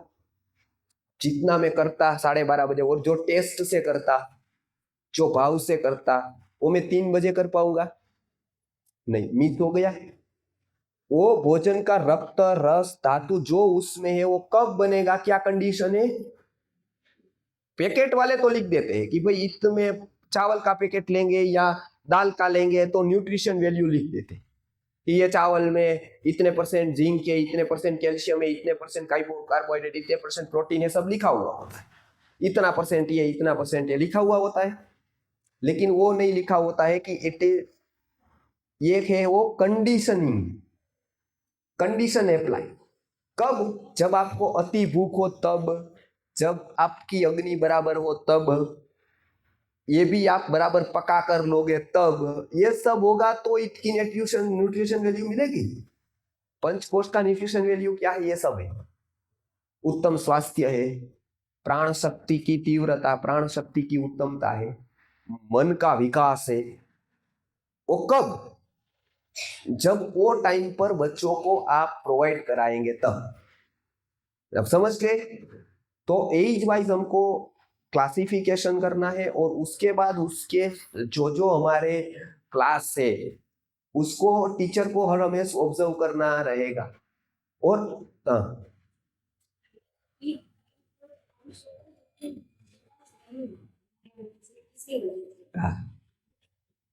जी अच्छा, ये बराबर है। जो लोगों को मिस हो गया है, सपोज पंचकोश विकास में प्राणमय कोश है, मनोमय कोश है, तो वो कोश का समय तो चला गया अब हमारे पास से, तो क्या करें? ये प्रश्न है, ये बहुत बड़ा प्रश्न है, वो ये महत्वपूर्ण प्रश्न है। क्योंकि अब क्या करें? क्योंकि अब मिसिंग हमारा है कि आपने कुछ मिस कर, ट्रेन चली गई है राजकोट की, अब दूसरा क्या करें? अब कोई तो रास्ता होना चाहिए कि भाई चलो गाड़ी कर लो अब, या और कुछ कर लो, बराबर है? या यहाँ से सीधा भाई चले जाओ, वहां हैदराबाद चले जाओ कि चेन्नई चले जाओ, वहां से सीधा पकड़ लो, कुछ तो होना चाहिए। तो उसके लिए है कि कुछ कोश का विकास आप नहीं कर सकते, वो उतना ही रहेगा, उसमें बहुत बदलाव नहीं होगा। लाइक अन्नमय कोश, प्राणमय कोश, वो दोनों को कोश का बाद में विकास कम होगा, बहुत कम संभावना, बराबर है? जैसे क्यों ऐसा? क्योंकि उसके जो सेल बनने की प्रोसेस है वो लगभग उस टाइम पर पूरी हो जाती। जैसे मैं बताऊं, एक उदाहरण देता हूं। जैसे आयुर्वेद ने 10 स्टेप माने हैं मनुष्य के जीवन के, बहुत बहुत अच्छा है। बाल्यम, वृद्धि, छवि, मेधा, त्वक, दृष्टि, शुक्र विक्रमो, बुद्धि, कर्मेंद्रियम, चेतो, जीवितम दशतो रसेत।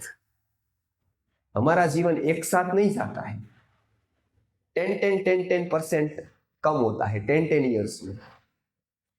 एवरी 10 ईयर्स हम 10% लॉस करते हैं।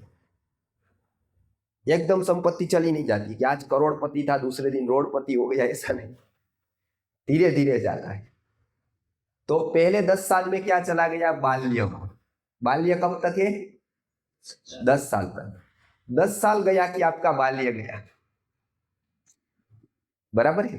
वृद्धि, दूसरे 10 साल गया कि वृद्धि चली गई। वृद्धि मतलब ऐसे वो नहीं बढ़ेगा। अब ऐसा पूरा हम 100 साल तक बढ़ते जाते हैं तो ये इतना कम होता, ये इसका 2-3 ये इसका बढ़ाना पड़ता, क्योंकि यहाँ बहुत सारे 50 वर्ष के लोग आए, 60 वर्ष के लोग आए, तो उसकी हाइट कितनी होगी? देखो, जब मैं 20 साल में इतना बढ़ा तो और 20 साल में मैं और ऊपर हो जाता, तीसरे 20 साल में और ऊपर हो जाता, तो मैं कितना बड़ा होता? आप विचार करो, आप कितने बड़े होते, बराबर? तो कितना रेशियो होता कि एक तो छोटा बच्चा इतना है और 100 साल का आदमी तो इतना अच्छा है, तो उसको उठाने के लिए क्रेन चाहिए फिर, बराबर है? क्योंकि छोटा बच्चा इतना है और उसका दादा तो 80 साल का, 100 साल का है, तो वो तो कितना बड़ा हो गया। तो क्या है कि कुदरत ने व्यवस्था रखी कि वृद्धि को 20 साल में पूरा कर दिया। 20 साल पूरे हुए कि वृद्धि पूरी, फिर आप ऐसे बढ़ सकते हो। गुजरात वालों के मध्य प्रदेश बढ़ गए हैं, तो क्या है कि वो तो बढ़ता रहता है, घटता रहता है, वो बढ़ाना भी है, घटा भी सकते हैं, लेकिन वृद्धि इस तरह से हुई तो वो क्या होगा? वो स्टॉप हो जाएगी। हो गया 20 साल के बाद वृद्धि पूरी होगी। तो बाल्य 10 साल में गया, वृद्धि कहाँ स्टॉप हो गई? 20 साल में। छवि, सौंदर्य, वो कब चला गया? 30 साल। 30 इयर्स में जो जीवन का सौंदर्य है, बाद में फेयर एंड लवली हम लगाते कितने भी, बराबर है? और हम क्रीम लगाते रहे कि चलो भाई आयुर्वेदिक चंदन लगा कर वो चलता रहेगा पूरा जीवन। जो कुदरती सौंदर्य था, छवि थी, सौंदर्य, वो 30 में चला जाता, बराबर है? मेधा है वो 40 में गई। मेधा, बुद्धि का एक भाग मेधा का है, बराबर है? तो मेधा 40 में गई, वो प्रभाव नहीं रहेगा जो 40 साल तक उसका रहेगा, बाद में डाउन फ्लो होगा उसका, बराबर है। फिर त्वचा, त्वग, ये चमड़ी है, कितना भी आप मसाज करो, पंचकर्म में जाओ, लेकिन 50 के बाद वो चमड़ी ऐसी फिट नहीं रहेगी, आप समझ गए। स्किन, बराबर है, वो फिट नहीं रहेगी, वो धीरे धीरे जो हड्डी से दूर होती जाएगी। मतलब ये हम देखेंगे कि जो कपड़ा ढीला हो गया ऐसा, तो वो ढीला, पहले जीन्स के जैसी थी अब धोती के जैसी हो गई है, बराबर है। तो पहले क्या था, जब जीन्स के जैसी थी, मतलब एकदम लगी हुई थी, बराबर है, अब धोती के जैसी हो गई, वो होता है ना ऐसा, बराबर है। तो ये हो गया त्वचा का, त्वग। दृष्टि है, आंख का है, अभी तो जल्दी जाने लगा है क्योंकि उसका अतियोग हो रहा है, बराबर। हमको लोग कह रहे हैं कि भाई आप आयुर्वेद के आचार्य हो, आपको भी चश्मा है, तो आयुर्वेद ने ऐसा बताया है कि आचार्य को नहीं आएगा, वो कितनी भी लाइट यूज करेगा, तो ऐसा लिखा है कहीं पर। वो भी क्या आचरण करेगा तो नहीं आएगा, लेकिन हम भी इलेक्ट्रिसिटी का उपयोग करेंगे, हम भी रात को प्रवचन करेंगे, हाँ लोक उपकार के लिए भी सही, लेकिन हम रात को तो करना ही पड़ता है, रात को जगना ही पड़ता है, फोन उपयोग करना ही पड़ता है, ये सब करना पड़ता है। तो आंख तो नहीं ऐसा देखती है कि अच्छे के लिए करता है, चलो मैं अच्छा करूं, बराबर है। वो शरीर के अंग को तो पता नहीं ना कि भाई ये राम पुरुष ने तो इसको कैंसर न करूं, बराबर है, या तो ये बहुत बड़ा न्यायिक है तो इसका मैं सही रहूं। अंग प्रत्यंग तो सबके एक सरीखे, बराबर। वो कितना भी महापुरुष होगा, लेकिन वो ठीक से ध्यान शरीर का नहीं रहेगा तो शरीर को उससे कोई तकलीफ नहीं, वो कितना भी बड़ा हो और कितना भी बड़ा प्रधानमंत्री हो, वो तो अपना काम करेगा।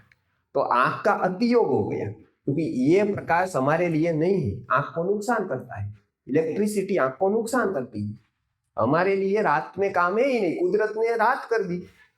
बाहर का जो प्रकाश है वो हमारे लिए है, जो सनलाइट। अच्छा, ये हमारी आंख है, वो नजदीक का देखने के लिए बनी ही नहीं, दूर का देखने के लिए बनी।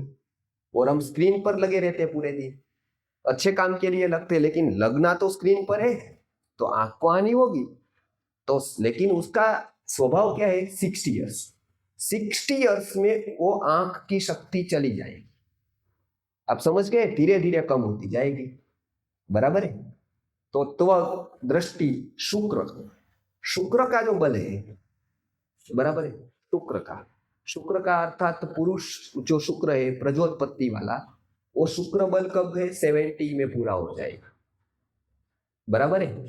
तो आ षोडशात आ सप्तति यौवन, महाभारत में बताया 16 साल से लेकर 70 वर्ष तक यौवन है।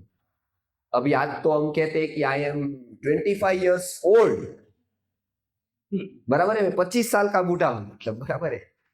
तो वो क्या है, आ षोडशात आ सप्तति यौवन।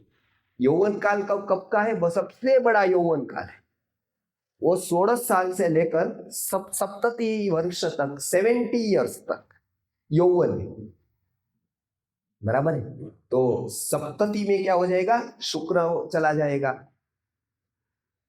उसके बाद विक्रम, पराक्रम, शरीर से जो उत्साह होता है जाने आने का, वो सब पराक्रम में आता है, तो वो चला जाता है 80 ईयर्स में। व्यक्ति को बाहर जाने का मन नहीं होगा, घूमने का मन नहीं होगा, वो वहीं पर बैठा था, ओके ओके, क्योंकि उत्साह चला गया। आज तो 40 में ही चला गया है, कोई आता नहीं है बराबर है, क्योंकि उतना प्रभाव है टेक्नोलॉजी का, उसका, वो चला गया है, बराबर है। तो 80 में नहीं होगा, 90 में क्या होगा, बराबर है। तो बुद्धि चली जाएगी, बराबर है। तो आपको बिल्कुल बच्चा हो जाएगा, कोई 90 ईयर्स का होगा, बिल्कुल बच्चा, उसको कुछ कह दे तो लग जाएगा, वो एक बार बात करेगा, वो इमोशन पर आ जाएगा वापस। क्यों, क्योंकि मनुष्य जीवन का विकास है ना, वो सीधे क्रम में नहीं है, राउंड में है। हमारे सारे ग्रह देखो, सूर्य देखो, चंद्र देखो, सारे ग्रह देखो, नक्षत्र देखो, सारे के सारे जो घूम रहे हैं, विकास कर रहे, वो ऐसे सीधा में नहीं जाते, वो घूम कर वहीं पर आ जाते, वापस घूम कर आ जाते हैं, पूरी साइकिल है। नक्षत्र का भी ऐसा है, पता है आपको, साइकिल है। मनुष्य जीवन का भी एक साइकिल है, तो वृद्ध जैसे जैसे जैसे जैसे बड़ा होता जाएगा, बड़ा, वो बिल्कुल बच्चों की तरह हो जाएगा, तो उसकी बातें बच्चों की तरह हो जाएगी। इसके लिए उसका फिट कहाँ बैठेगा पता है? बच्चों के लिए सबसे ज्यादा अच्छा वृद्धों को लगेगा। तो दादी का और पोता का बहुत अच्छा संबंध बैठ जाएगा, क्योंकि दोनों एक तरीके, बराबर। दादी को कुछ बताना है हमेशा और बच्चे को हमेशा सुनना है। अब हमने दोनों का कांटेक्ट तोड़ दिया, तो वो हमको बताने लगी, हमारे पास सुनने का टाइम नहीं। हम कहते हैं कि आप रामायण पढ़ो, आप उसको पढ़ना नहीं है, बताना है। और हम क्या करते हैं, दादी के लिए रामायण लाते हैं, महाभारत लाते हैं, रामायण की कथा लाते हैं, और वो भी वो लाते हैं तो आस्था चैनल पर बिठा देते हैं। अब उसको कुछ कहना है, सुनने वाला कोई नहीं है, हमारे पास सुनने का टाइम नहीं। हम व्यापार धंधे में, आईटी में, वहां वहां नौकरी में, धंधे में बिजी है, हमको उसकी बात सुननी नहीं है, क्योंकि हमको पता है कि वो अब उसका चला गया। एक दिन उसका सूर्य था आसमान में, अब वो ढल गया है। अब हम कहते हैं कि राम नाम जप करो, आप कुछ बताओ, इंटरफियर मत करो। बहू भी बताती है, हम के हमारे रीत से जीने तो आप अपना काम करो, बस राम नाम जपो। उसको राम नाम नहीं जपना है, उसको और बताना है सब कुछ, क्या करना चाहिए क्या नहीं करना चाहिए, उसको प्रवचन करना है। उसको प्लेटफॉर्म नहीं मिल रहा है, उसको सब बताना है, क्या ये पूरा जीवन मैंने 80 साल का निकाले है, वो सब बताना है। वो सुनती नहीं है, बहू नहीं सुनती है, बच्चा नहीं सुनता है, तो उसके लिए प्रॉपर हमारे ऋषि मुनियों ने व्यवस्था की थी कि उसको सुनने वाला एक अच्छा आदमी, वो पैसिव है, वो उसको कुछ बताना नहीं है, सुनना है, वो बच्चा है, उसको कहानियां सुननी है, उसको अभी जीवन में कुछ देखा ही नहीं। अब देखा नहीं है तो दादी सब बताती है, वो सच मान लेता है कि देखो एक बड़ा जंगल था, एक शेर था, वो वहां, मैंने अपने जीवन में ये पराक्रम कर दिए, राष्ट्र भारत रत्न हो गई मैं, मतलब अरे हालांकि भारत रत्न अवार्ड नहीं मिला, लेकिन पूरे भारत में रत्न में ही हूँ, ऐसा सब बताएगी। बच्चे को अच्छा लगेगा, हमको अच्छा नहीं लगेगा। तो बच्चा वो, बच्चे जब आएंगे तब जो वृद्ध लोगों के प्रॉब्लम है ना, वो बहुत कम हो जाएंगे। पूज्य गुरुजी ने इसके लिए वृद्ध को समझा, वृद्ध की साइकोलॉजी को समझा, बराबर है। ये एल्डर केयर और कोई निकाल दे और एल्डरों को समझ ले और उसको खाना पीना दे दे और खमन ढोकला दे दे और मिठाई दे दे, इतने से उसका तृप्ति नहीं होगा। उसके मानसिक रोग होंगे, साइकोसोमेटिक डिसीज होंगे उसको, क्योंकि उसको कुछ बताना है, सुनने वाला कोई है नहीं, तो एकाकीपन अनुभव करता है वो। आज लाखों करोड़ों रुपए है और हम वृद्धाश्रम में देखते हैं खुश नहीं है, क्योंकि उसको कुछ ओवरफ्लो हो रहा है, निकालना है, निकालना है और कुछ लेने वाला नहीं है। तो क्या होगा पता है? ये ऐसा कब होता है? जब स्त्री को स्तन्य आता है, बच्चे का जन्म होता है, तो कुदरती स्तन्य आता है। स्तन्य पता है? दूध, स्तन में दूध आता है। और जब बच्चा मर जाता है या वो पीता नहीं है, तब क्या होता है? उस स्तन से उसको गांठें हो जाती है, पता है आपको? तो उसको सुखाना पड़ता है। आयुर्वेद में स्तन्य जनन औषधियां दी है, स्तन्य नाशक भी दी। तो आचार्यों ने प्रश्न किया कि स्तन्य जनन तो बराबर है, दूध लानी औषधियां समझ में आती है, शतावरी है, विदारी कंद है, खड़ी शक्कर है, ये सब समझ में आती है। स्तन्य नाश करने वाले क्यों दिया? आप समझ गए? तो उन्होंने बताया कि जब स्तन्य ज्यादा हो जाएगा, कोई लेने वाला नहीं रहेगा, तो वही स्तन्य गांठें बना देगा, वही स्तन्य नहीं करेगा उसका, क्योंकि उसको एक रास्ता चाहिए जाने का, और रास्ता नहीं है तब तक उसको सुखाना पड़ेगा। आपको पता है ना, सुखाने के लिए दवाई आती है, एलोपैथी में भी आती है। तो उसी तरह से जो एक 70 इयर्स का हो गया, 60 इयर्स, 80 इयर्स का हो, उसको एक फ्लो चाहिए जो अपना बताए कुछ। और वो कहाँ पर होता है, कौन उसको लेता है? बच्चे, क्योंकि हमारे पास तो टाइम नहीं है उसका लेने का, और हमारी और उसकी साइकोलॉजी जमती नहीं है। और इसके लिए तो हमारे यहाँ वानप्रस्थाश्रम था, पता है ना? दो मीमांसा की दृष्टि से दो गृह्याग्नि एक घर पर नहीं हो सकती, आपको पता है? वो जो गृह्याग्नि होती है, आधान होता है, वो एक घर में दो का नहीं होगा, पता है? वो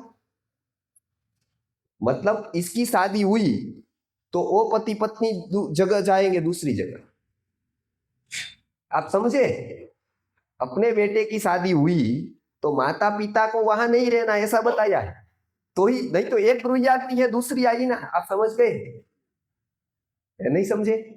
मीमांसा की दृष्टि अब वो ऐसा ही है, ये साइकोलॉजी का है। मीमांसा ने तो ठीक है रख दिया, उससे हमारा मतलब नहीं है उससे। लेकिन इसका रखा क्यों? क्योंकि वो दोनों रहेंगे तो झगड़े होने वाले, आप समझ गए? सब एक साथ रहेंगे क्योंकि दोनों का साइकोलॉजी में परिवर्तन, तो उनको वानप्रस्थ में भेज दिया कि आप वानप्रस्थ में जाओ, क्योंकि तो होगे तो इंटरफियर करेंगे आप, वो स्वाभाविक है।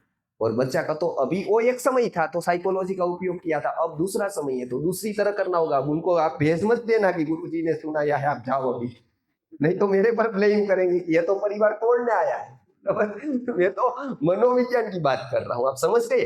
अभी का काल अलग है, तो अभी हमको और शिक्षा देने पड़ेगी और रास्ता करना पड़ेगा, लेकिन है वो है, इनका मानसिकता ऐसी है। उसके लिए आइडियल क्या चाहिए? बच्चे का रोल चाहिए, बच्चे और दादा दादी आइडियल कॉम्बिनेशन। ओके, आगे बताइए।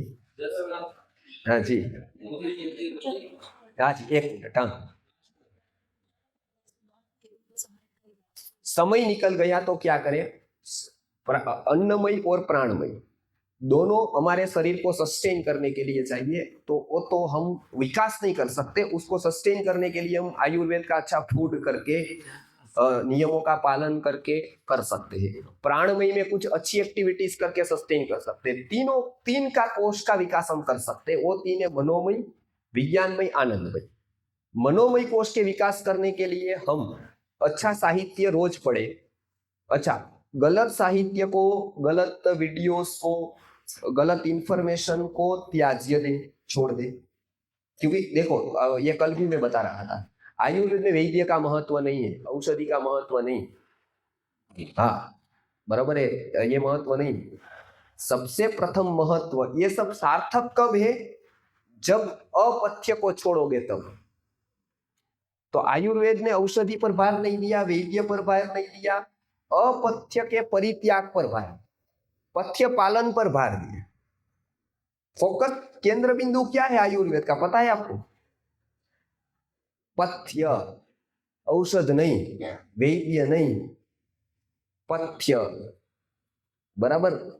अपथ्य को छोड़ोगे नहीं तब तक तो कोई भी औषध असर नहीं करेगा, चाहे हिमालय की जड़ी बूटी क्यों ना हो, संजीवनी क्यों ना हो, वो सब कंडीशनिंग। अपथ्य गया तब वो असर करेगी, आप समझ गए? मैं कितना भी बड़ा विद्वान हूं, बराबर है, मैं असर कब करूंगा? मेरा कार्यकारित्व आप लाभ कैसे ले पाओगे? जब यहां मुझे प्रतिबंध करने वाली चीज यहां नहीं होगी। सपोज आपने एक जो एक्ट्रेस है उसका डांस रख दिया, तो मैं मेरा काम मुझे आएगा अंदर से। आप वो डांस देख रहे हो और डांस से फ्री हो गई, अब मेरा सेशन है, तो क्या होगा? तो क्या होगा? मैं बोलूंगा तो आपको असर होगी, क्योंकि आपको उसका संस्कार है, आप समझ गए? तो ये बहुत महत्व का है कि अपथ्य का त्याग। तो मनोमय के लिए अपथ्य क्या है? तो अपथ्य आपको आश्चर्य लगेगा, जो झूठी कल्पना अपथ्य है। जैसे हम सीरियल देखते हैं तो सीरियल झूठी कल्पना है, बराबर। हम अपने आप को वहां बिजी रख देते हैं क्योंकि सत्य से भागते हैं। दूसरा, झूठी कल्पना करने की आदत लग जाती है मन को। जैसा है नहीं वैसा देखना है, जैसा है नहीं वैसा सुनना है, जैसा है नहीं वैसा सोचना है। तो क्या हो गया? मन को आदत लगी, मन ऐसी ऐसी आदतों को पाल लेता है तो हम सत्य का स्वीकार, अनुसरण नहीं कर पाते। सीरियल क्यों देखते? हम पिक्चर देखने क्यों जाते? पिक्चर में भी कल्पना, गलत कल्पना से हमारा एक्साइटमेंट बढ़ा, आगे क्या होगा? जो हो गया है उतर गया ना। आप जब पिक्चर देख रहे हैं तब आपको प्रश्न ऐसा आता है कि आगे क्या होगा, ऐसा आता है। अब वो हो गया है कि होने वाला है? हो गया ना, साल पहले हो गया सब कुछ, सब तो उतर गया, तब तो यहाँ लगाया। तो झूठी कल्पना का मन को आदत डालते हैं तो क्या है? सत्य से मन भागता है। देखो, सत्य वस्तु में हमको इंटरेस्ट कम होता है, आपको मेजरमेंट करना हमने किया है। हमारे प्रोग्राम इतने पावरफुल होते हैं 8-8 घंटे के कि पूरे साइकोलॉजिस्ट 1 to 10 में जो साइकोलॉजिस्ट भारत में आते हैं वो ऐसा बताते हैं कि विश्वनाथ गुरु जी का जोड़ नहीं है भारत में साइकोलॉजी में। वेस्टर्न साइकोलॉजिस्ट, इंडियन साइकोलॉजिस्ट सब एक साथ मिला दे, सबका प्लस प्लस कर दे तो भी वो विश्वनाथ गुरु जी नहीं होंगे इक्वल, उससे कम होगा। मतलब ये और जोड़े तो वो बराबर है। इतना साइकोलॉजी के ऊपर काम है, एक आदत के ऊपर विश्लेषण किया, ऐसा किसी साइकोलॉजिस्ट ने नहीं किया। तो लोगों को क्यों नहीं मन है, क्यों नहीं इच्छा है? क्योंकि सत्य के प्रति हमारी निष्ठा कम होती जा रही है। ज्ञान टाइम नहीं, ऐसा नहीं है, टाइम सबके पास, प्रायोरिटी नहीं। आज शादी है तो टाइम है सबके पास, आज राजनीति का कोई है तो भीड़ है तो टाइम है सबके पास, प्रायोरिटी नहीं। मैं जब डिसाइड नहीं करता हूं मेरी प्रायोरिटी क्या है, तो मनोमय कोश के विकास के लिए अपनी प्रायोरिटी सेट करनी पड़ती है। कहां पर? नॉलेज। जब तक वो सेट नहीं होगी तब तक हमारा मनोमय कोश का विकास नहीं। मेरी प्रायोरिटी फिक्स होती है कि नॉलेज पर मेरी प्रायोरिटी, और वो प्रायोरिटी फिक्स करने के लिए मुझे मेरी प्रायोरिटी मनोरंजन से, पद से, प्रतिष्ठा से, इन्फ्लुएंसर से बचा निकाल, दो एक में नहीं रहेगा। आप समझ गए? उसके प्रभाव हमारे पर होंगे तो उसको प्रायोरिटी से अलग करना पड़ेगा। उसका इन्फ्लुएंस जब तक रहेगा मेरे पर तब तक मैं उनको भी देता रहूंगा, इनको भी देता रहूंगा, तब मेरी एक फोकस नहीं बनेगा। बराबर, एक ही फोकस कर पाता है साधारण व्यक्ति, उस नियम। तो मेरी प्रायोरिटी नहीं तो नहीं रहेगी, ये भी चलेगा वो भी चलेगा, ऐसा भी होगा वैसा भी होगा, ऐसा होगा, निश्चित ऐसा नहीं होगा कि यही मतलब ये। बराबर है? तो ये एक हो गया प्रायोरिटी फिक्स करना मनोमय कोश के लिए। हमारा फोकस क्या है? यदि कोई व्यक्ति नॉलेज को फोकस बनाकर 3 साल तक काम करता है तो उसका मनोमय कोश का विकास पुनः शुरू हो जाएगा। फोकस करके 3 साल नॉलेज, वो बहुत कठिन है, वो बहुत कठिन है। देखो, शरीर का उपवास सही सरल है, वो आप निर्जला एकादशी कर सकते। मन का उपवास करो, एक दिन यूट्यूब वीडियो नहीं देखूंगा, उसका उपवास, फेसबुक नहीं देखूंगा, व्हाट्सएप में से मैसेज नहीं पढ़ूंगा, वो उपवास कठिन। आप समझ गए? तो ये एक है, 3 साल तक व्यक्ति यदि मनोमय कोश को लेकर फोकस करता है तो उसका विकास चालू हो जाता है। उसके लिए 3 साल का एक लगता है, क्योंकि वो मिसिंग है। तो आपको हमने जो मन के अलग अलग दिशा में बिजी रखा है, क्योंकि देखो मोबाइल ऐसा चलता है तो हम ऐप डाउनलोड कर देते हैं, तो ऐप डाउनलोड करने से उसकी बैटरी और कंजप्शन चालू है। आप समझ गए ना? वो मोबाइल आपको, हमको पता नहीं, लेकिन कंजप्शन तो हो रही है, बैटरी वो उसका कंजप्शन हो रहा है और सब कुछ खा रही है वो।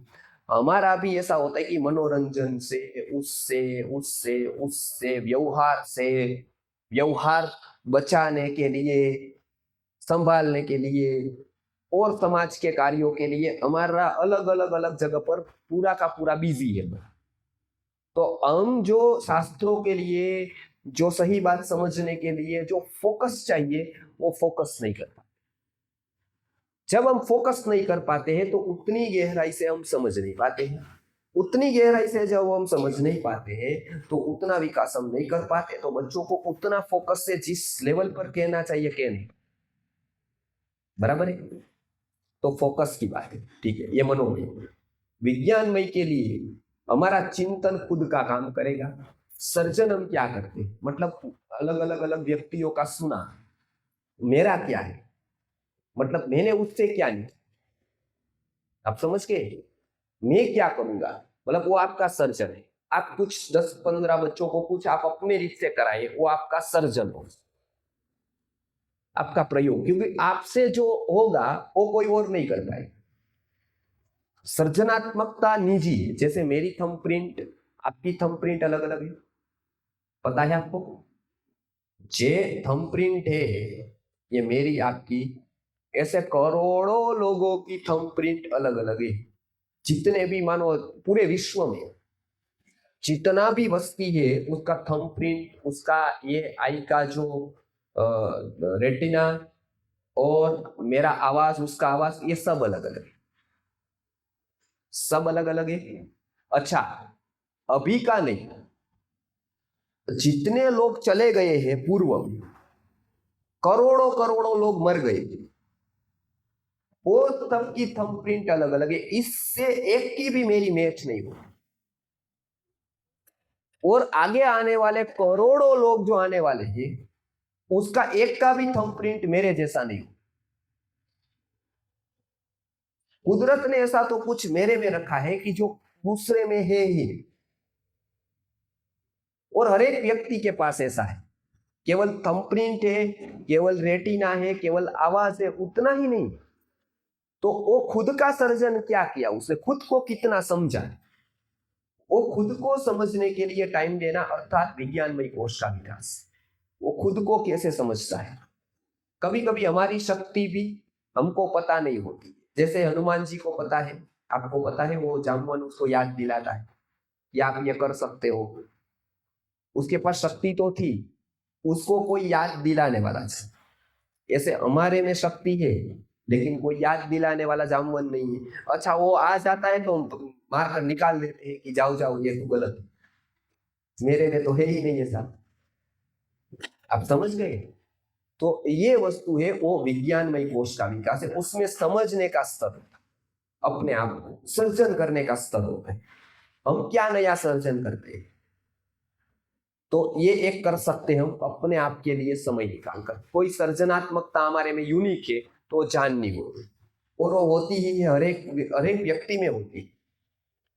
आगे हम बताए कि आनंदमय, तो उसके लिए संगीत,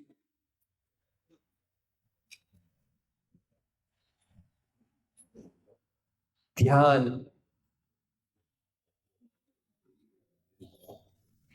जो हमको मन से ऊपर ले जाता है, जहां पर मन शून्य हो जाता है, आप समझ गए, तर्क शून्य हो जाता है, वो विचार नहीं है वहां पर, वो अवस्था है।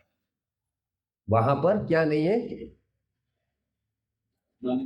विचार नहीं है। विचार से आप ऊपर चले गए। कभी कभी ऐसा होता है, ये स्तर आता है, तब वो आनंद है, अहंकार शून्य हो जाता है, तब क्षणिक अहंकार शून्य हो गया, वो अवस्था आनंद की, क्योंकि आप अपने आप को भूल गए। तो हमारे वो जो सेक्रेशन है हार्मोन्स का, आप अपने आप को जब भूलते हो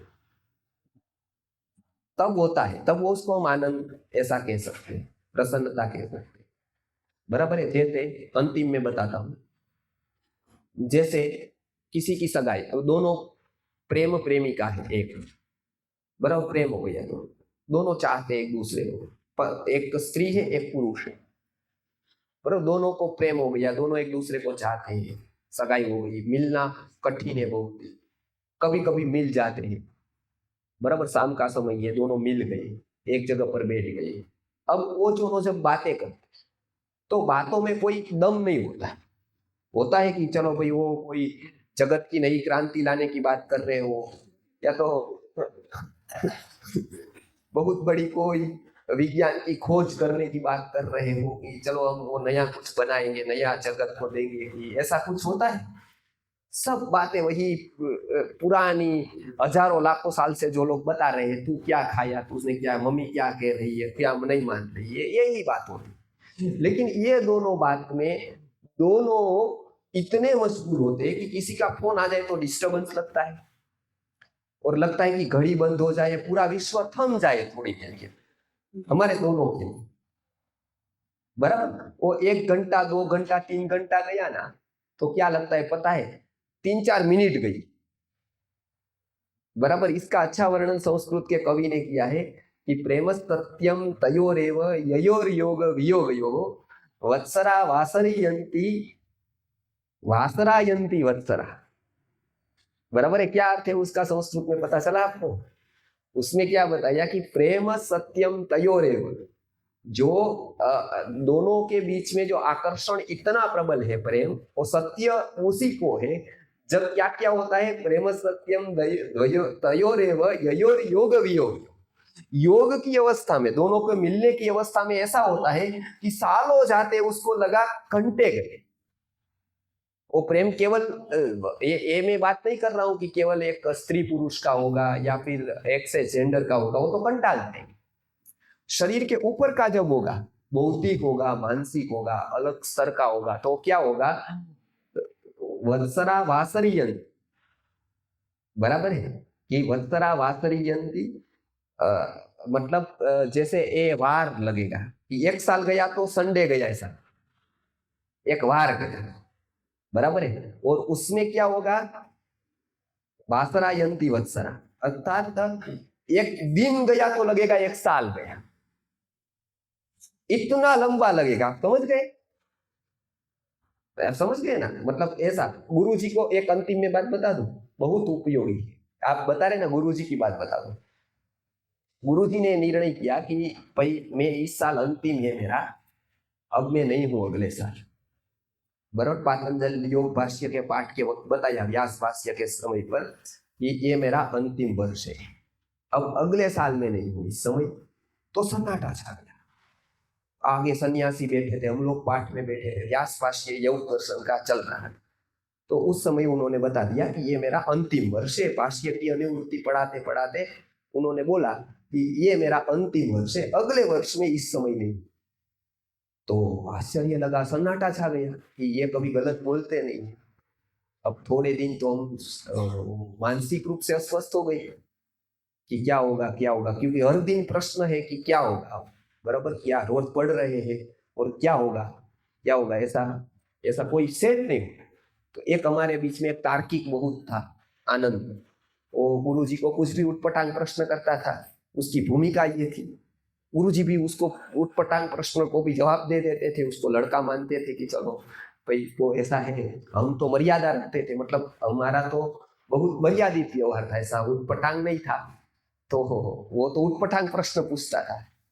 तो उसने प्रश्न पूछा एक दिन पाठ में कि गुरुजी आपने जो आयुर्वेद के पढ़ाते समय रसायन प्रयोग बताए, और आप बताते थे कि ये रसायन प्रयोग करेगा, इस प्रकार से जिएगा तो वो शतवर्षाणी जीवति, बराबर है, वो 100 वर्ष जिएगा। तो आपने ये बताया कि आयुर्वेद का ऐसा ऐसा लोग करेंगे, प्रयोग करेंगे, वो करेंगे तो 100 वर्ष जिएगा। आप खुद बता रहे हैं, आपने खुद ने ये प्रयोग किया है, वो मैं जानता हूं। आपने खुद अनुसरण किया है, वो मैं जानता हूँ, सालों से आपके पास रहता हूँ, और हर एक बात में उटपटांग प्रश्न करके कुछ भी पूछता हूँ, और आपको मैं देखता भी हूँ, क्योंकि बहुत सारे लोग ऐसे भी होते हैं। तो वो बोलेंगे आपने तो अनुसरण किया है, ये तो मैं देखता हूँ, तो आप 100 वर्ष जीने चाहिए। तो आप ही बता रहे हो कि आप अगले साल नहीं है, तो या तो आयुर्वेद सही है या आपका ये योग दर्शन का पाठ सही, दो में से एक सही, एक गलत कौन सा है वो बताइए। आप समझ गए? मतलब वो बता रहे कि गुरुजी आप एक जगह पर गलत हो, कोई एक जगह पर, या तो आप आयुर्वेद पर गलत हो गए या तो आप योग दर्शन पर गलत हो गए, बराबर है। आयुर्वेद के जैसे बताया ऐसा तो आपने जिया है, तो 100 साल जीना चाहिए आप। योग दर्शन के पाठ के वक्त बता रहे कि ये मेरा अंतिम साल है, तो ये कैसे मालूम है, ऐसा प्रश्न किया। तो हमको लगा कि गुरु जी को तो ऐसा अनेक और बहुत ही ऐसा सरल, ऐसा नहीं डांट दिया, ऐसा क्यों पूछा तो नहीं, सरलता से उन्होंने देखा ठीक है, प्रश्न तो तेरा सही है, बराबर है, लेकिन तू समय किसको गिन रहा है वो मैंने बता। तू 35 साल का, तूने कैसे मान लिया कि मैं अभी 100 साल का नहीं हुआ? तो भी विचार, तेरे पास कैलेंडर है ला, तो किसी ने बता दिया होगा कि मेरा जन्म इस साल में हुआ है, मैंने तो नहीं बताया, लेकिन किसी ने, तो तू ऐसा व्यक्ति है कि तूने जान लिया होगा। तो चलो मैं 100 साल का नहीं हुआ हूं, तू कैसे बता सकता है? तो तेरे पास समय का मेजरमेंट क्या है? कैलेंडर के अलावा और कोई मेजरमेंट है तेरे पास? बोले कि नहीं है। तो बोले कैलेंडर छोटा सा मेजरमेंट है, और सही मेजरमेंट कैलेंडर नहीं है। सामान्य लोगों के सामान्य परिस्थिति का मेजरमेंट है, विशेष लोगों की विशेष परिस्थिति का मेजरमेंट नहीं है। कैसे बोले? तो उन्होंने बहुत अच्छा उदाहरण दिया। देखो, उन्होंने बताया कि मैं तुझे एक पागल खाने में रख दूं, वाराणसी में एक पागल खाना है, बराबर 57 पागल खाना। पागल खाने में क्या करते पता है?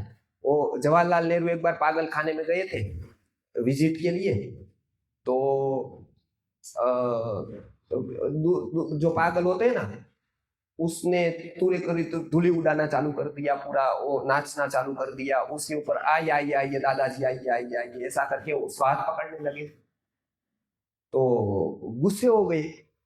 उन्होंने बोला कि अब आपको पता नहीं मैं कौन हूं, मतलब मैं भारत का प्रधानमंत्री हूं उस टाइम। तो एक पागल आकर के कहा तो 3 साल आप रहिए, मैं भी 3 साल पहले ऐसा ही बता था, अब अच्छा हो गया, अब ठीक हो गया, अब मैं नहीं बताता हूँ ऐसा। तो सही बात है, वो 3 साल रह जाते तो कोई तकलीफ नहीं। गुरुजी उदाहरण भी बताते थे कि उसने बताया कि मैं 3 साल पहले ऐसा ही बताता था, मैं भारत का प्रधानमंत्री हूँ, मुझे पहचाना नहीं आपने।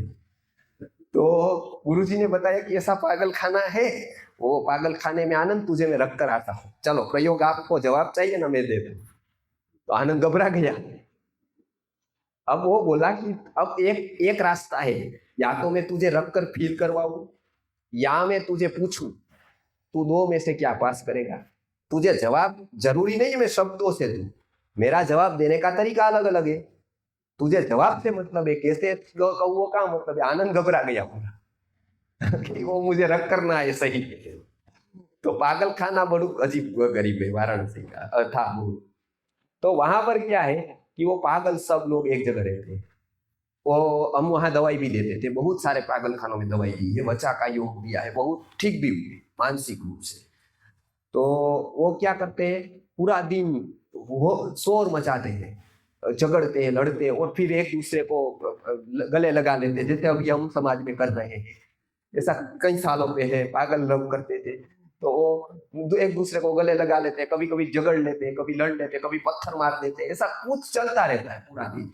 अब ऐसे में बोले आनंद को कि ये मैं वॉल पैक कर देता हूँ, घड़ी निकाल देता हूँ, तुझे पागलों के बीच में रहना है, और लाइट लगा देता हूँ पूरी, ताकि ये बारी बंद कर देता हूँ, विंडोज वगैरह, ये वॉल है पूरा, वहां पर सूर्य प्रकाश नहीं आता है, तो पता नहीं चलेगा कितने दिन हुए, बराबर है। ठीक कुछ दिनों के बाद हम बताएंगे नहीं कितने दिन हुए, और तेरे पास ऐसा कोई मेजरमेंट नहीं होगा, क्योंकि सारे पागल है, वो बताएगा कोई कि आज मंडे है कि संडे है कि ट्यूसडे है, कुछ कोई बताएगा नहीं। हम ठीक कुछ दिनों के बाद आएंगे और तुझे पूछेंगे कितने दिन हुए, बराबर है। तो तू तार्किक है तो बराबर है, जो तेरा सही आंसर नहीं हुआ तो तुझे प्रयोग करवाएंगे और प्रूव करेंगे प्रयोग करके। तो आनंद को पूछा कि मान कि वहां तू रहा और 10 दिन हो गए, कितना दिन हुआ, कैलेंडर के लिए 10 दिन हुआ, तू बाहर आएगा तो तू कितना कहेगा, हाँ बराबर है। तुझे दिन कितना बड़ा लगेगा, होगा ऐसा, ऐसा होगा ना, कैलेंडर के कितना दिन हुआ है, 10 दिन, तू कितना कहेगा, एक साथ। बस मेरी स्थिति ऐसी है, मैं जिस जगत में आया हूँ वो बिल्कुल पागल खाना जैसा है। अब तेरे लिए मैं 84 का हूँ, लेकिन मेरे लिए तो मैं 100 के पार चला गया हूँ, बराबर है। तो तूने कैसे मान लिया, उसने तो आश्चर्य किया कि अभी इसमें शक है तो मैं तुझे रख कर आता, तुझे सही करने का प्रूफ अभी है, मुझे गलत ठहराने का रास्ता और भी बचा है। आनंद शक हो गया। उसके बाद आनंद ने एक भी प्रश्न गुरु जी को नहीं, बराबर की, इतना अनएक्सपेक्टेड आंसर था। बोले तेरे पास और भी रास्ता है मुझे गलत ठहराने का, तू प्रयोग कर दे, मैं रख कर आता हूँ तुझे, और बाद में तू जो सजा देगा वो मुझे मंजूर होगी। मैं गलत बोला उसके लिए कि जीवन भर में एक भी बात गलत नहीं बोला हूँ, अब तू जो मुझे सजा देगा वो मैं स्वीकार कर लूंगा कि चलो गलत गुरु भी है तो उसको स्वीकार करनी पड़ेगी। पूरा सन्नाटा। वो किस अवस्था में उन्होंने ये बताया, और ये भी एक मेजरमेंट होता है टाइम का, बराबर है। तो बच्चों को किस प्रकार का वातावरण देना चाहिए ताकि उसका ये टाइम का यूटिलाइजेशन हो, इसके ऊपर हम आगे